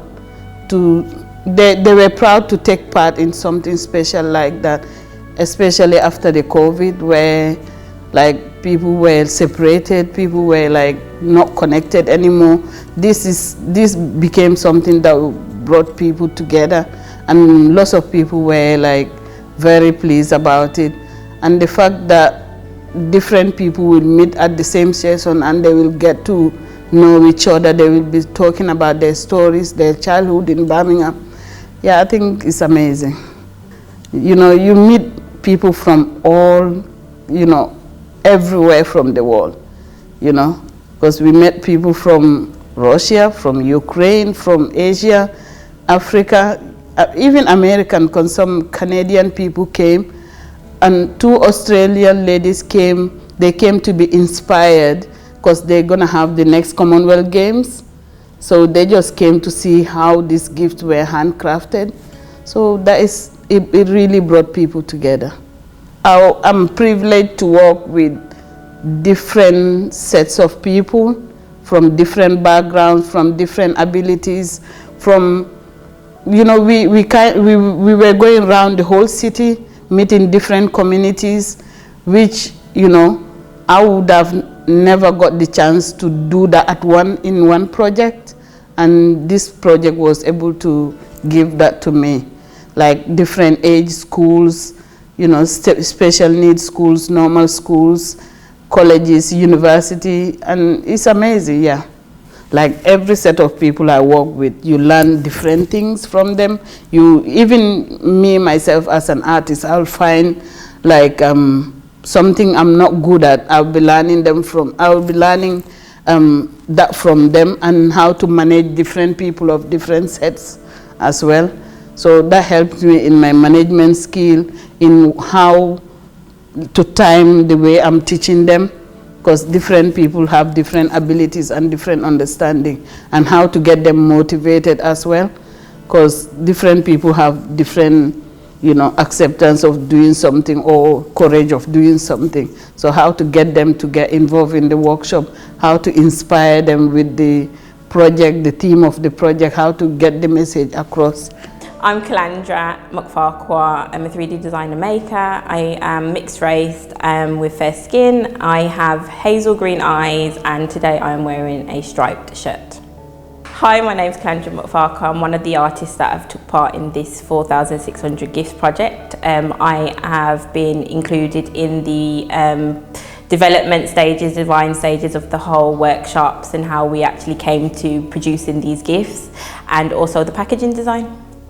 So the process in the prototyping was very prolific. We had to move very fast, but working with other designers made that quite efficient. We was able to bounce ideas off each other quite quickly and kind of intertwine everyone's talents and backgrounds and techniques, and obviously processes. And I found it quite exhilarating, to be honest. Collaborating with other artists has been great. It's been very like a fruitful experience for me, because I work with a certain material all the time, so having to deal with other materials such as textiles, which I'm not familiar with, has opened my eyes up and given me inspiration to try different mediums. And it's also just nice to be in that kind of situation where I'm able to bounce ideas off each other, because when you're working on your own, you've just got yourself, you're just bouncing ideas off a clipboard or off a mind map. So it's been nice to interact with people again, especially after lockdown as well. So the idea of the gift and the ethos behind it and kind of the narrative story that we're trying to portray, it's something that I'm proud of. I'm not from Birmingham, but I live in Birmingham now, and being able to present that message of gifting and connections and collaboration, being able to present that to someone that's not from Birmingham is something that I'm proud of and proud to be a part of as well. My practice, I think, from a fundamental point of view, because obviously we did the mock workshops, so now that kind of gives me a confidence to do stuff like that with people within my medium. Before I was kind of thinking, oh my God, how do I kind of set this out, or how do I execute it? Whereas now I've kind of got the confidence with doing it, obviously, in part of this project. And looking at other artists and trying to do collaborations with them, because I've not done a collaboration with an artist yet, so that's something that I'm willing to and I'm excited to try. So my ethnic background, I'm mixed race, which is a mix of Kenyan, Bayesian and Jamaican and Japanese, so I'm quite a mix. My grandparents, Jamaican and Bayesian, are the ones that I connect with the most, so I've heard a lot about the stories of when they came over in the Windrush, and that's kind of the side I connect with the most. I moved from Bath to Birmingham when I was 3 years old, so I don't remember much of it, but obviously growing up and being here now, this is where I've based my family, this is where I've kind of started my foundations, and it's a multicultural city, and I wouldn't move anywhere else, to be honest, because I'm well settled. You've got everything here. There's no segregation, I don't believe, in this city, and I feel like religions and races kind of intertwine nicely in this city. So my connection with the Commonwealth and how I feel about it is not directly through me, it's more a sense of through my family and my grandparents and my elder family relations, and how what they've experienced through their life coming over in the Windrush, and all the racial injustice that they've had to kind of not overcome, because we're still battling it every day, but kind of endure. Like, you know, if like you'll hear like a coloured person turn around and say to a white person that maybe they're privileged, they're more privileged. So I have a lot of people, like I would say more coloured people, white people would look at me and say that I'm black because of the way that I am, the characteristics I am, the people that I'm around and stuff like that. But then I will have the black community look at me and say that I'm more privileged than them because I'm a light skin, so I can get away, or I can succeed at better things than them because of the colour of my skin. Whereas I actually, even though back down into my genes, my DNA, I'm mixed race, I don't see myself as a mixed race person. My family sees me as a black girl because that's just who I am, and that's just how I've been growing up. I don't really connect with the Asian side of my heritage. It's more the black side, and that's the family I've been around. So in that sense, obviously hosting the Commonwealth Games here and the whole connection with that comes from that side of my family. And so currently I live in Great Bar, but I've been in different areas, so I'm well versed in terms of how the city kind of works, and how different cultures and how different religions and races kind of inhabit Birmingham. I love living in Birmingham because it's a city that has easy access to everything. We are quite facilitated in the sense of you can go to your different supermarkets and you can get food from everywhere. You can get Polish, you can get Russian, you can get Chinese, you can get Caribbean foods. We cater to everyone, and there's no kind of there's no segregation of different races and religions. My partner's born and bred in Birmingham, and we've started a family here now, and I'm comfortable raising that family here and to continue for generations. So I graduated in 2019 from BCU with a 3D designer maker degree. Following that, I after about a couple of months trying to find a job, I realised that job searching, and the jobs that were out there weren't for me because I want to make things, and most of them were like computer aided design and stuff like that, which is just not what I want to do. So I started my own business based off a project that I did in the final year of uni, which was working with Jesmonite. I loved working with Jesmonite, and I just kind of ran with it. So I started my business in the March of 2020 in the heat of lockdown, and it was kind of the best idea that I had, to be honest, because obviously everyone was at home, had a bit more dispensable income, and that's kind of when everything peaked for me, and then that's where I kind of got the motivation to keep going, and obviously to show my kids that you can do anything if you set your mind to it. So my business is a small homewares business, so I sell things like little trinket trays, sculptural items that you would see as like decorative ornaments for your house, and they're all handmade by me using a material called Jesmonite, which is a eco-friendly resin which is water-based. My message to the athletes would be welcome to the city, and we hope that we give you a great impression of the city, because we are a great city in Birmingham, and that we hope you love your gifts. They've all been handmade, and we hope that you cherish them forever.